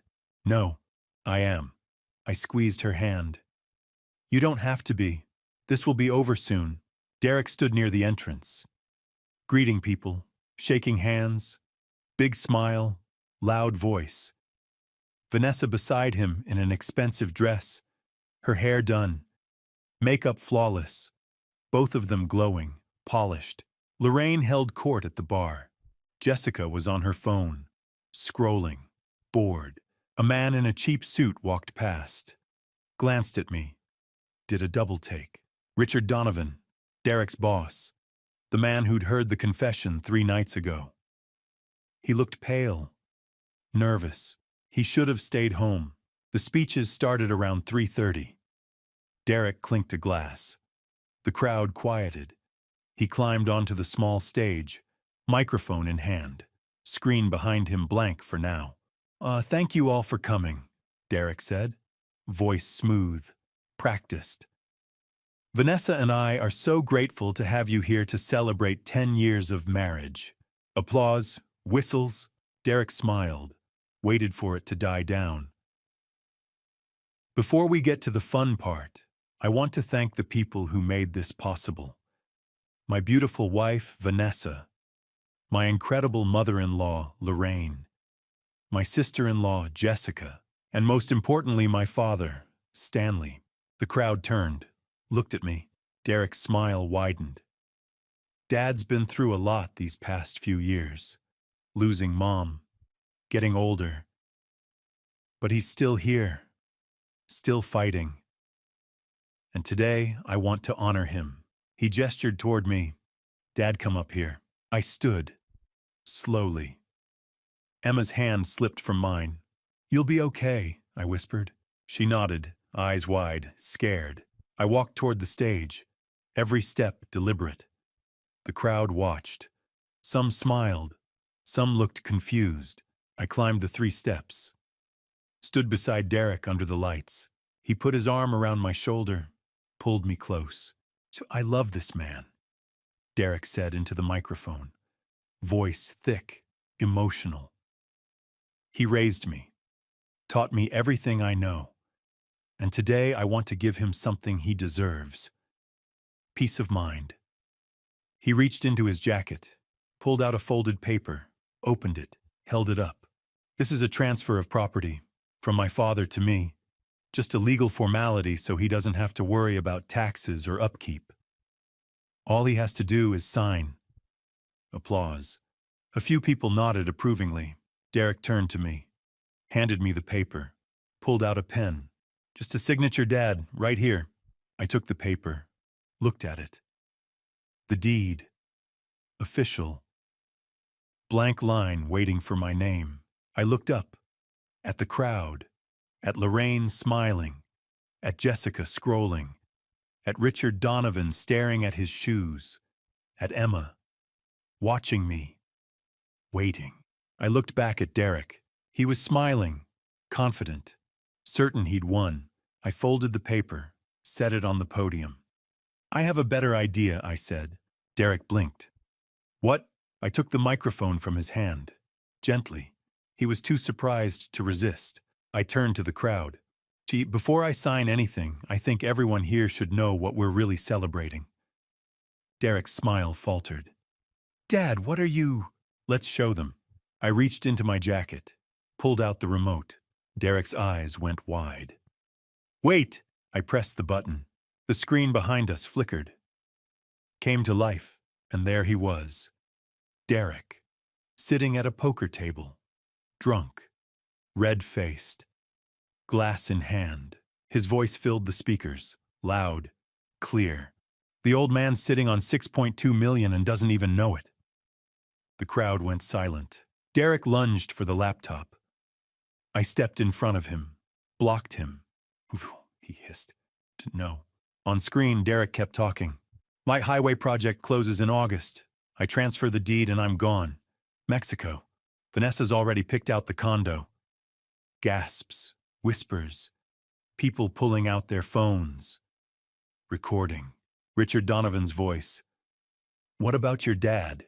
Derek on screen laughed, raised his glass. Gas leak, water heater malfunction, tragic accident. I've got a $750 life insurance policy ready. Dr. Pearsall signed the death certificate. No questions. The backyard erupted. Shock, horror, confusion. Vanessa stood, face white. Turn it off! Derek tried to shove past me. I held my ground. Get out of my way. No. On screen, Derek raised his glass one more time. New to early retirement, and a father who's worth more gone than he ever was here. He drank. The screen went black. The backyard fell silent. 60 people staring. Phones out. Recording. Witnesses. I turned to Derek. He stood frozen. Face drained of color. Mouth open. Speechless. I leaned close. Spoke into the microphone. Loud enough for everyone to hear. I'm not signing anything. Derek's eyes flicked to mine. Wild. Desperate. One more thing, I said. I reached up, pulled off the flannel overshirt I'd been wearing. Let it drop to the stage, underneath the navy suit. Pressed. Clean. I straightened. Stood taller. Let the posture shift. Let the act fall away. I'm not Stanley Brooks, I said. The crowd murmured. Confused. My name is Sterling Brooks, Stanley's twin brother. And for the past 10 days, I've been living in that shed, gathering evidence, recording confessions, watching my brother's son try to erase him. I turned, looked directly at Derek. You locked your father in a cage, starved him, stole from him, tried to finish him off for a piece of land and an insurance payout. You thought no one was watching. You thought no one would come. I stepped closer. You were wrong. The silence lasted 3 seconds, maybe 4. Then the backyard exploded. Voices, shouting, gasps, chairs scraping, people standing, pulling out phones, pointing them at the stage, at Derek, at me, recording everything. Derek's face went from white to red. He lunged toward the laptop. I stepped in front of him, blocked his path. Move, he hissed. No. I said move. He shoved me, hard. I didn't budge. It's too late, I said. Quiet, calm. Copies are already with the police, the district attorney, a dozen news outlets. You can't stop this. His eyes went wild. He looked at the crowd, at the phones, at the neighbors recording every word. This is fake, he shouted. He's lying. That video is edited en cotito. No one believed him. Vanessa ran toward the stage, heels clicking, makeup smeared. Turn it off. Derek, make him turn it off. I pressed the remote again. The screen lit up. A second video. Different angle. Different night. Jessica, sitting at a kitchen table, an envelope in front of her. Papers spread out. Derek's voice off camera. 50,000, cash. You notarize the deed, backdate it, and keep your mouth shut. Jessica on screen smiled, picked up a pen. 50,000, and I'll notarize anything you want. The crowd turned, looked at Jessica. She stood near the bar, frozen, eyes wide. She bolted, tried to run for the back gate, heels sinking into the grass, stumbling. Frank Morris, the neighbor from 3 houses down, 70 years old, built like a linebacker, stepped in front of her. Crossed his arms. I don't think so, miss. Jessica stopped, looked around, trapped. She dropped to her knees, started crying. I didn't know he said it was just paperwork. No one moved. I turned back to Derek. He stood at the edge of the stage, shaking, fists clenched, breathing hard. You did this, he said, voice low, venomous. You ruined everything. And no, I said. You did. 8 years ago, when you decided your father was worth more gone than here. He lunged at me. I sidestepped. Let him stumble past. Let the crowd see him out of control, unhinged, exactly the man the video showed. 2 men from the crowd, neighbors, friends of Stanley's, grabbed Derek's arms, held him back. Let me go, Derek screamed. Get off me! I turned to the crowd, took the microphone. My brother Stanley Brooks has been held prisoner in a shed behind this house for 4 years. Before that, he was financially exploited for 8 years. His son stole over $400,000 from his pension and Social Security, forged legal documents, bribed a doctor, attempted to harm him through gas exposure, all for a piece of land worth $6.2 million. Murmurs, gasps. Someone shouted, Where is he? Where's Stanley? I looked toward the back gate, nodded once. It opened, and there he was. Stanley, thin, gaunt, limping, leaning on a cane, but alive, awake. Here, the crowd parted. Let him through. He walked slowly, every step an effort, but his eyes were clear, focused, fixed on Derek. Emma saw him first. Grandpa, she tore across the yard, crashed into him, wrapped her arms around his waist, sobbed into his shirt. Stanley's hand came up, rested on her head, stroked her hair. It's okay, sunshine, he whispered. It's okay now. The crowd broke into applause. Not loud, not celebratory, quiet, relieved. Stanley looked up, looked at me. I stepped down from the stage, walked to him. We stood face to face, identical, mirrors. You came, he said.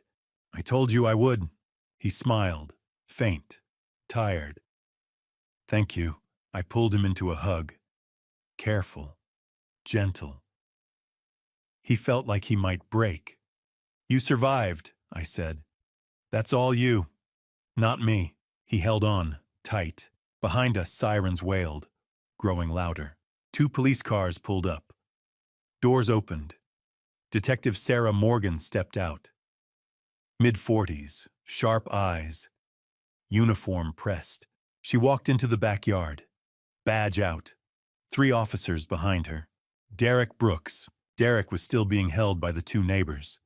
He stopped struggling, looked at her, face drained of color. Aichai, you're under arrest for conspiracy to commit fraud, elder abuse, financial exploitation, and attempted harm. You have the right to remain silent. She cuffed him, read him his rights. The crowd watched in silence. Vanessa tried to run, made it 5 steps before another officer stopped her, cuffed her too. I didn't do anything. This is his fault, Derek's fault. Lorraine didn't run, just stood there, face gray, silent. An officer walked up. cuffed her without a word. Jessica was still on her knees, crying, begging. Please, I didn't know, I'm sorry. They cuffed her too. 4 people, 4 sets of handcuffs, 4 lives destroyed in front of 60 witnesses. Derek was led past Stanley, stopped, looked at him. For a moment, no one spoke. Then Stanley took a step forward, looked his son in the eye. "Oh, you're my son," he said, voice shaking. "I raised you. I loved you. I would have given you anything, and you locked me away, hoping I'd never come back."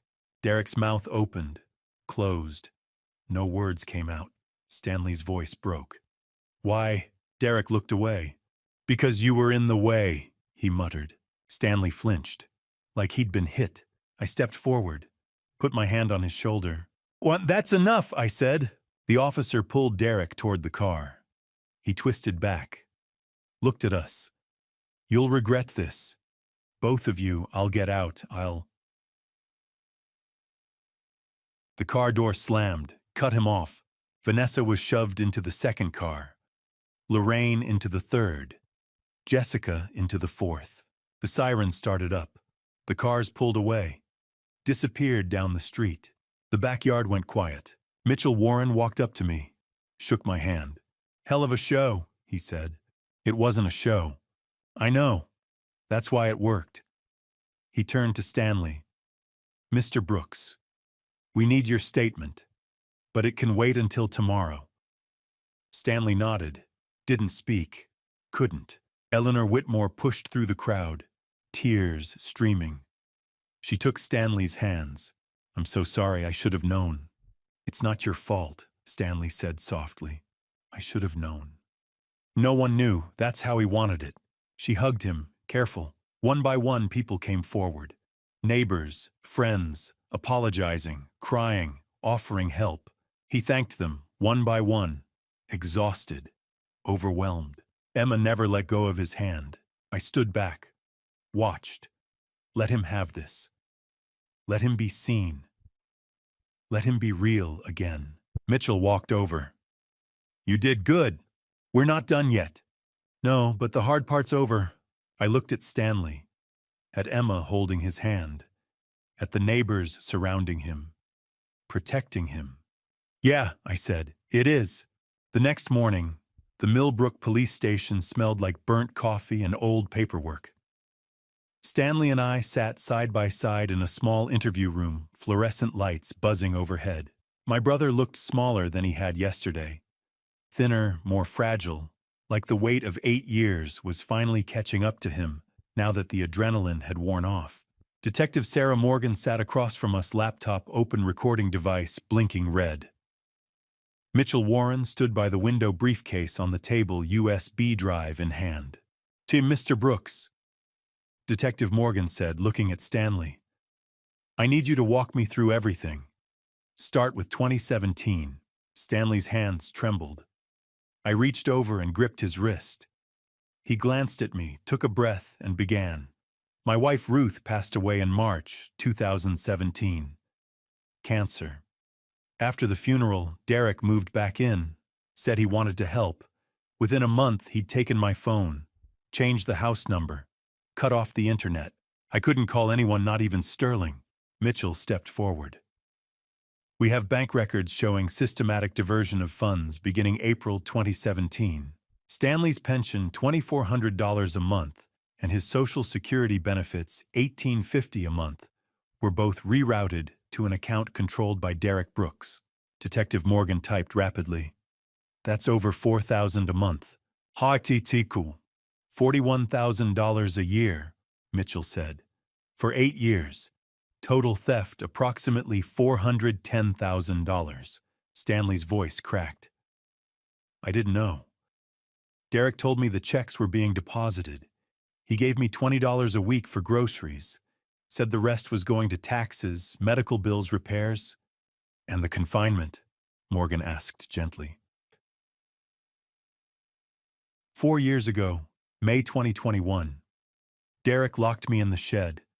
Said I was too old to be wandering around causing trouble. The door had an electronic lock. No bathroom, a mattress, one light bulb. Stanley's voice dropped to a whisper. Sometimes he'd forget to bring food. Sometimes the water bottle would be empty for 2 days. I felt my jaw tighten. I'd seen the shed. I'd slept in it. But hearing Stanley describe 4 years of it, 4 years of isolation, hunger, fear, made my blood run cold. Mitchell pulled out a folder. Revengestories. We also have evidence of a forged power of attorney dated 2017, a fake quitclaim deed dated May 16, 2025, and a life insurance policy worth $750,000, purchased in December 2023 with Derek Brooks as the sole beneficiary. Mom. They were going to stage a gas leak, I said. Make it look like an accident.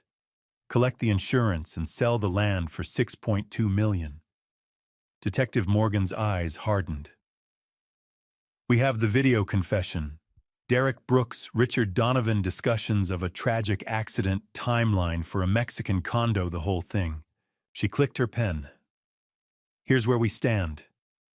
Derek Brooks is being charged with conspiracy to commit harm, elder abuse, financial exploitation, fraud, and forgery. Vanessa Brooks, conspiracy, elder abuse, and fraud. Lorraine Sullivan, conspiracy and accessory. Jessica Sullivan, forgery, bribery, and conspiracy. Stanley stared at the table. I just want it to be over. It will be, Mitchell said. But we need to document everything. The DA wants medical records, financial statements, witness testimony. This is going to take time. An hour later, a doctor arrived. Not Dr. Pierce, but an independent physician brought in by the state. He examined Stanley in a side room while I waited outside, pacing the narrow hallway. When he emerged, his expression was grim. Severe malnutrition, he told Detective Morgan. Muscle atrophy, infected sores on his feet, signs of prolonged dehydration, and significant psychological trauma, likely PTSD. Morgan nodded, making notes. We'll add that to the file. By noon, we were done. Derek, Vanessa, Lorraine, and Jessica were all being held without bail pending arraignment. Mitchell said the DA was confident video evidence, financial records, medical reports. It was an open and shut case. Stanley and I walked out into the sunlight. He blinked, shielding his eyes like he'd forgotten what daylight felt like. What happens now? He asked quietly. Now you rest, I said. We find you a place to stay. We get you healthy. And we let the system do its job. He stopped on the sidewalk, staring at his hands. Sterling, I don't have anything. No money. No house, no... But you have me, I said firmly. And you have Emma. And you have that land, $6.2 million worth of land, that Derek never got his hands on. Stanley's eyes filled with tears. I don't even have a bank account anymore. Derek closed it. I reached into my pocket, pulled out my wallet, and flipped it open. Inside was a crumpled receipt from the gas station and a few bills. I pulled out a 20, folded it, and pressed it into Stanley's palm. Then I paused, looked at him, and pulled out another $5. $15, I said. It's not much, but it's yours.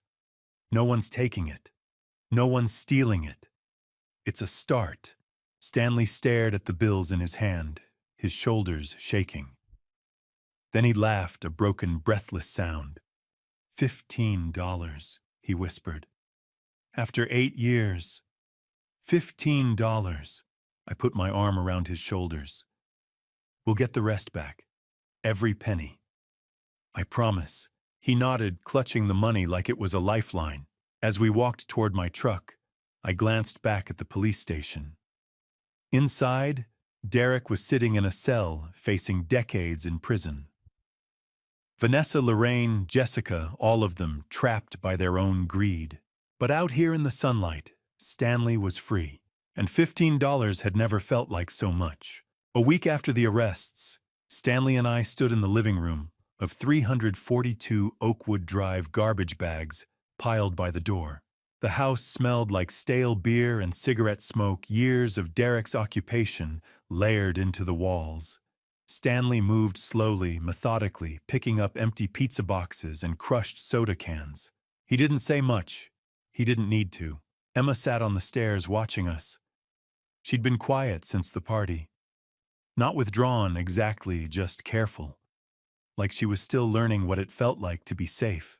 "Grandpa," she asked softly, "is Daddy coming back?" Stanley froze, trash bag in hand. I walked over and crouched beside her. "No, sweetheart," I said. "Your father is in a place where people who hurt others have to stay. For a long time." She nodded slowly. "Good." The word was so small, so certain it broke something in my chest. That afternoon, Mitchell Warren called. His voice was clipped professional. "Plea deals are off the table. Derek, Vanessa, Lorraine, and Jessica all rejected the DA's offers. They're going to trial." "When?" I asked. "Now, September. Judge Brennan set the date this morning. You'll need to prepare Stanley and Emma for testimony." I glanced at my brother, who was staring out the window, lost in thought. "He'll be ready." "There's something else," Mitchell said. "Derek made a supervised call from the county jail yesterday. He tried to contact Stanley. The call was recorded." My jaw tightened. "What did he say?" "The threats, vague but clear enough. I'm sending you the transcript." When the email arrived, I read it twice. Then I showed it to Stanley. "You think you won, old man? I've got friends, people who owe me. You'll never be safe.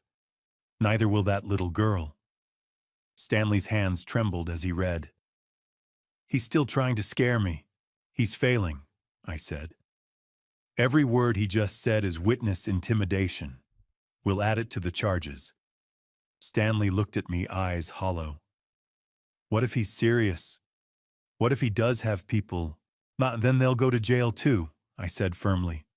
"Derek's finished Stanley. He just doesn't know it yet." But the call rattled him. For the next few days, he jumped at every sound: the mailman, a car door, a neighbor's dog barking.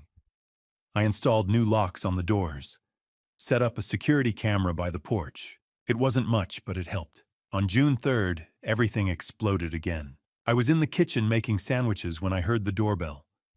Emma ran to answer it before I could stop her. When I reached the door, my blood went cold. Lorraine Sullivan stood on the porch, arms crossed, gray hair, pulled back eyes, sharp as broken glass. She was out on bail, $10,000 posted by some distant cousin on Emma. She said, her voice honey-sweet and venomous. "Come here, sweetheart. Grandma needs to talk to you." Emma stepped back closer to me. "No." Lorraine's smile tightened. "Your daddy's in trouble because your grandfather lied. Don't you want to help your daddy?" "My grandfather didn't lie," Emma said, voice steady. "I saw everything. I was there." I put my hand on Emma's shoulder. "You need to leave Lorraine. Now." She ignored me, eyes locked on Emma. "You're just a child. You don't understand what's happening. When your daddy gets out, he's going to take you back. And we're going to be a family again." "Derek's not getting out," I said coldly. "And you're violating a no-contact order just by standing here." Lorraine's face twisted. "You think you can keep me from my granddaughter? I have rights. Grandparents' rights. I'll take you to court if I have to." Before I could respond, Stanley appeared behind me. He looked smaller than Lorraine, frailer, but his voice was steady. "You locked me in a shed for 4 years, he said quietly. "You stole my money. You watched your daughter and son-in-law plan to harm me, and you did nothing. You have no rights." Lorraine's mouth opened-closed. For a moment she looked almost human, almost guilty. Then her expression hardened. "You'll regret this," she hissed. "All of you." She turned and walked down the driveway. I pulled out my phone and dialed Mitchell Warren. "She was just here," I said. "Lorraine. She tried to intimidate Emma, threatened to sue for custody." Mitchell's reply was ice. I'll have a warrant issued within the hour. She's done. By evening, Lorraine was back in custody. No bail this time. Mitchell called to confirm she'd violated the no-contact order, attempted witness tampering, and made credible threats. The judge revoked her release. She'd stay locked up until trial. Stanley and I sat on the porch that night, watching fireflies blink in the dark. Emma was asleep upstairs. Finally, Mitchell had arranged for a child psychologist to visit twice a week. The woman said Emma was resilient, but she'd need time. I want to raise her, Stanley said suddenly. Permanently. I want to be her legal guardian. I looked at him. You'd be a good father to her. Can we do it? He asked. Legally? I thought about Derek locked up. Vanessa facing 7 years minimum. Lorraine and Jessica conspirators in a scheme to harm an old man for money. None of them were fit to raise a child. We'll petition the court, I said. Mitchell can file the paperwork.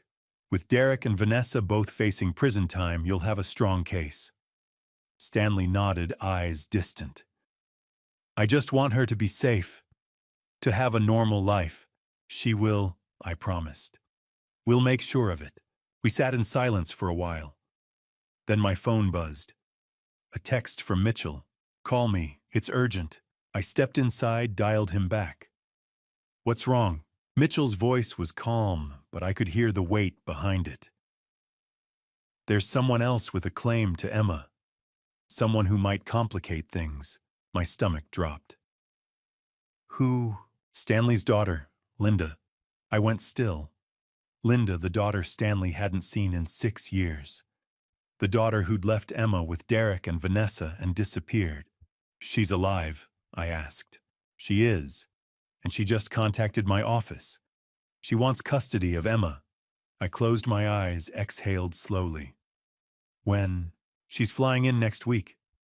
We'll need to meet with her, assess her situation, and figure out what's best for Emma. He paused. This could get complicated, Sterling. Everything about this case is complicated, I muttered. One more thing won't break us. But as I hung up and walked back outside, I couldn't shake the weight settling in my chest. Stanley wanted to raise Emma. Linda, wherever she'd been, wanted her daughter back. And Emma, caught in the middle, deserved stability. I sat back down beside my brother. He looked at me, concern flickering in his eyes. What did Mitchell say? I hesitated. Then I told him. Stanley's face went pale. Linda, after 6 years, she's coming back, I said quietly. And she wants Emma. Stanley stared at the dark street, his hands gripping the armrest. Linda, after 6 years, she's coming back, I said quietly. And she wants to be part of Emma's life. Stanley's voice trembled. Emma's my granddaughter. Derek's in prison. Vanessa's facing 7 years. What does Linda want? She wants to help, I said. She's Emma's aunt, and after 6 years of running, she wants to come home. Stanley nodded slowly. Then we meet her. We listen. And we figure out what's best for Emma. Because at the end of the day, it wasn't about Derek or Vanessa or Lorraine or even us. It was about Emma, and she deserved a family that would protect her no matter what. On June 10th, I sat in Mitchell Warren's office watching the second hand crawl across the wall clock. Stanley was beside me, hands folded, jaw tight. He hadn't slept much the night before. Neither had I. She'll be here in 5 minutes, Mitchell said, glancing at his laptop. Linda Brooks, clean record, steady employment. She's been working as a registered nurse in Portland, Oregon for the past 4 years. I'd already done my own digging. Linda Brooks, 42 years old, born and raised in Millbrook, left Tennessee in 2019. Before that, she'd been working part-time at a local clinic. Then one day she vanished. Why did she leave? I asked. Mitchell pulled a file from his desk. She says Derek threatened her. Told her if she didn't disappear, she'd end up in the same shed as her father. Stanley flinched. She knew I was in danger. She suspected Mitchell said carefully. But Derek had control of the house, the money, everything. Linda felt powerless. Stanley's voice was barely a whisper. She's my daughter. She should have called someone. Derek isolated her the same way he isolated you, I said quietly. Fear is a weapon. He used it on both of you. The door opened. A woman stepped in thin auburn hair, pulled into a loose ponytail, dark circles under her eyes. She wore jeans, a plain gray sweater, and sneakers. When she saw Stanley, her face crumpled. "Dad," she whispered. Stanley stood slowly. For a long moment, neither of them moved. Then Linda crossed the room and wrapped her arms around him, sobbing into his shoulder. "I'm so sorry," she choked out. "I should have stayed. I should have fought. You're here now." Stanley said, his own voice breaking. "That's what matters." She pulled back, wiping her eyes. "I didn't know what Derek was doing to you. I swear. I thought you were okay. I didn't know he locked you away. He made sure no one knew," I said, handing her a tissue. "That's how predators work." Linda turned to me. "You must be Sterling. Dad's brother. The one who saved him." "I just did what family does," I said. She shook her head. "I should have done it. But Derek, he said if I came back, if I called anyone, he'd make sure I never saw Dad again. I believed him. I was a coward." "You were scared," Stanley said gently. "There's a difference." Mitchell gestured to the chairs. "Let's sit. We need to discuss Emma." Linda nodded, sinking into a seat. "How is she? Does she hate me?" "She doesn't hate you," I said. "She barely remembers you. She was 3 when you left. She's 9 now." Linda's hands twisted in her lap. "I want to see her. I want to be part of her life. I'm her aunt. I'm family. And now that Derek and Vanessa are locked up, Emma needs someone." Stanley looked at her. "I'm petitioning for custody. Emma's my granddaughter. I'm her legal guardian until the court decides otherwise." Linda nodded quickly. "I'm not trying to take her away from you, Dad. I just want to help. I want to be here for both of you." Mitchell made a note. "We'll file a petition for Stanley as primary guardian. Linda, you can request visitation rights as Emma's aunt. If you stay in Millbrook, that would strengthen your case." "I'm not leaving," Linda said firmly. "Not again." That afternoon, we brought Emma to the house. Linda waited in the living room, pacing. When Emma walked in, she stopped. "When Aunt Linda," Emma said quietly. Linda dropped to her knees. "Hi, sweetheart. Do you remember me?" Emma hesitated, then nodded slowly. "A little. You used to give me ice cream." Linda laughed through her tears. "I did. You always wanted chocolate." Emma stepped closer. "Why did you leave?" Linda's face tightened. "Your father, my brother, he scared me. And I was wrong to leave. I should have stayed and protected you and Grandpa." "I'm sorry, Emma." Emma looked at her for a long moment. Then she walked forward and hugged her. Linda held her, sobbing quietly. Stanley and I stood in the doorway. I felt something loosen in my chest. "She's a good kid," I said quietly. "She deserves better than what Derek gave her," Stanley replied. Over the next few days, the case exploded into the national news. A $180 million highway project linked to elder abuse scheme. Tennessee man imprisoned for 4 years by his own son. The article was everywhere: cable news, social media, newspapers. My phone started ringing. Reporters from Nashville, Memphis, even a producer from a true crime podcast. I blocked every number. "The public has court records," I said flatly. "That's all they need. This family has been through enough." Mitchell called a few days later. "The Tennessee Department of Child Protective Services wants to use Emma's testimony anonymously as a training video to help caseworkers recognize elder abuse in families." Stanley looked at me. I looked at Emma, who was coloring at the kitchen table with Linda. "If it helps someone else," Stanley said quietly, "then yes." On June 18th, Mitchell sent another update. New land appraisal, $6.35 million. The publicity had driven up interest. What had been worth $6.2 million in May was now worth more. Stanley stared at the number. All of this suffering.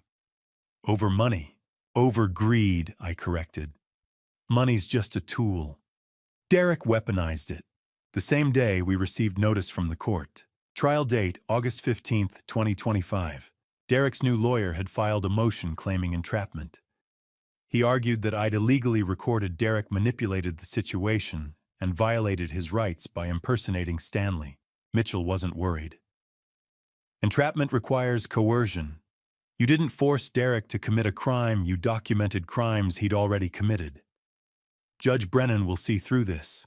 One evening, the four of us sat on the porch, Stanley, Linda, Emma, and me.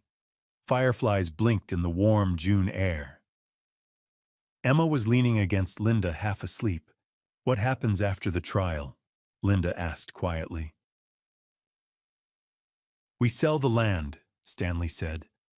$6.35 million. After taxes, legal fees, and everything else, we'll walk away with about $4.8 million. Linda's eyes widened. "Dad!" "It's for you and Emma," Stanley said. "You'll never have to run again. You'll never have to be afraid." "I don't want the money," Linda said softly. "I just want my family back." Stanley smiled. "You have both." I looked out at the quiet street, thinking about Derek locked in a cell, Vanessa waiting for sentencing, Lorraine and Jessica facing their own reckonings. They'd gambled everything on greed, and they'd lost. But here on this porch, with a father and daughter reunited, and a 9-year-old girl finally safe, we'd won. Not money, not revenge. Family. On August 15th, 2025, the Millbrook County Courthouse was packed. I sat in the front row beside Stanley and Linda. Emma was in a side room with a child advocate waiting to testify. Mitchell Warren stood at the prosecutor's table, files stacked in front of him. Across the aisle sat Derek, Vanessa, Lorraine, and Jessica, each with their own attorney. Derek looked smaller in his orange jumpsuit, thinner. His face was pale, jaw tight. He didn't look at us. Judge Catherine Brennan entered. Mid-50s, silver hair, pulled back, sharp eyes. She took her seat, adjusted her glasses, and looked out at the courtroom. "This court is now in session. The people versus Derek Brooks, Vanessa Brooks, Lorraine Sullivan, and Jessica Sullivan. Let's begin." Mitchell called me to the stand first. I placed my hand on the Bible, swore to tell the truth. Then I sat facing the jury, 12 ordinary people who would decide whether justice meant anything in this town. Mitchell asked me to explain the identity swap. I kept it simple. My brother Stanley called me on May 3rd, 2025. He told me his son Derek was planning to harm him. He asked for my help. I drove from Oregon to Tennessee, met Stanley at a gas station, and we swapped clothes. With his permission, I returned to his house as him. My goal was to gather evidence and report it to law enforcement. Gregory Hale. Derek's lawyer stood. "So you impersonated your brother. You recorded him without consent. Isn't that entrapment?" "No," I said calmly. "Entrapment requires coercion. I didn't force your client to commit a crime. I documented crimes he'd already committed: 4 years of unlawful confinement, 8 years of financial exploitation, conspiracy to cause harm." Judge Brennan nodded. "The court accepts the evidence. Mr. Hale, your objection is overruled." Next, Emma testified. The courtroom was cleared. Only the judge, jury attorneys, and a child advocate remained. I waited outside with Stanley and Linda. Stanley's hands were shaking. "She's going to be okay," Linda whispered, gripping his arm. 40 minutes later, Emma emerged, eyes red but steady. Mitchell gave her a thumbs up. She'd done it. Dr. Gregory Pierce took the stand next. Mitchell didn't go easy on him. "Dr. Pierce, did Derek Brooks offer you money in exchange for a falsified incompetency certificate for Stanley Brooks?" Pierce hesitated, then nodded. Yes. He offered me $5,000. Mitchell presented bank records, videos, photographs, testimony from Detective Sarah Morgan. By the time the prosecution rested, the case was airtight. At 3 p.m., the jury left to deliberate. We waited 4 hours. At 7:15 p.m., the bailiff called us back. Judge Brennan read the verdicts. Derek Brooks, guilty of conspiracy to cause harm, guilty of elder abuse, guilty of financial exploitation, guilty of fraud, guilty of forgery. Sentence 15 years. Minimum 10 years before parole eligibility. Vanessa Brooks, guilty of conspiracy, guilty of elder abuse. Sentence 7 years. Lorraine Sullivan, guilty of conspiracy, guilty of financial exploitation. Sentence 4 years. Jessica Sullivan, guilty of fraud, guilty of forgery. Sentence 3 years. Minimum 18 months. The courtroom erupted. Vanessa sobbed. Lorraine screamed. Derek just sat there staring at the table. Judge Brennan banged her gavel. Order. Bailiffs removed the defendants. They were led away in handcuffs. Derek glanced back, once eyes locking on Stanley. For a moment I thought he might say something, but he just turned and walked through the door. Stanley let out a breath he'd been holding for months. "It's over," he whispered. Linda hugged him. Emma buried her face in his shoulder. I stood back watching my brother finally breathe free. 3 weeks later, Stanley sold the land. The highway project moved forward. The state offered $6.35 million. After taxes, legal fees, and Mitchell's cut, Stanley walked away with $4.8 million. He didn't keep the house. Too many ghosts. He donated it to a local nonprofit that turned it into a resource center for elder abuse survivors. In September, we moved to Bend, Oregon. Stanley, Linda, and Emma rented a small house 10 minutes from mine, 3 bedrooms, a backyard with a garden, a porch swing. Emma started 4th grade, joined a soccer team, and began weekly therapy sessions. Linda found work at a hospital in town. Stanley spent his days reading, walking, learning how to live again. That October, on a cool Saturday morning, Stanley and I stood on the banks of the Deschutes River, fishing rods in hand. Emma sat on a blanket nearby reading a book. Linda walked down the trail carrying a basket of sandwiches. Stanley cast his line, watched it arc over the water. He'd gained weight, 20 pounds, maybe more. His face had color again. His hands were steady. "I lost 8 years," he said quietly. I looked at him. "But I got you back," he continued. "I got Linda back. Emma's safe. That's the real victory." I smiled. "You won the moment you picked up that phone and called me." He shook his head. "You saved me, Sterling." "We saved each other," I said. Emma's voice rang out. "Uncle Sterling, Grandpa Mom says we can get a dog." Stanley laughed, a real laugh, the kind I hadn't heard in years. "A dog, huh?" "A big one," Emma said, grinning. "Then we'll get a dog," Stanley said. Emma jumped up and hugged him. Stanley wrapped his arms around her, eyes closed, holding on like he'd never let go. I looked out at the river, the sunlight dancing on the water. 8 years. $410,000. $6.35 million. 15-year sentences. Numbers and dates and court rulings. But here on this riverbank with my brother holding his granddaughter and his daughter laughing beside them, none of that mattered. We were family, and family was everything. If you've stayed with me through this family story, through every dark moment and hard-won victory, I want you to hear this. I spent 30 years as a private investigator, chasing criminals, building cases, believing I could fix the world one bad guy at a time. But when my own brother called me from that shed, starving, terrified, abandoned by his own son, I realized something. The most dangerous predators aren't strangers. They're the ones sitting at your dinner table. They're family stories you never want to believe could happen to you. Stanley trusted Derek because he was his son. He ignored the red flags because family felt sacred, and that trust nearly cost him everything. God gives us instincts for a reason. When someone isolates you, controls your money, cuts off your phone, those aren't accidents. They're weapons. And if you see it happening to someone you love, don't wait. Don't hope it gets better. Act.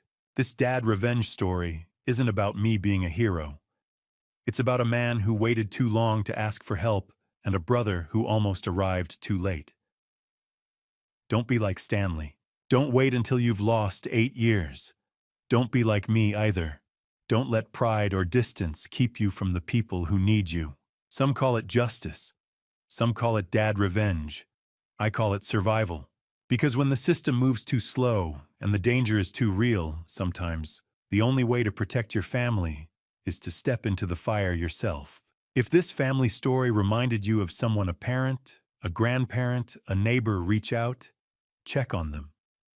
One phone call can change everything. So here's what I'm asking. If this dad revenge moved you, drop a comment below, tell me what you think. Share this video with someone who needs to hear it. And if you haven't already, hit that subscribe button so you never miss another story like this. Thank you for listening all the way to the end. I know it wasn't easy. One last thing, this story contains fictionalized elements created for educational purposes. If this content isn't for you, feel free to explore other videos on the channel that better suit your preferences. Stay safe, protect your family, and never ignore the warning signs.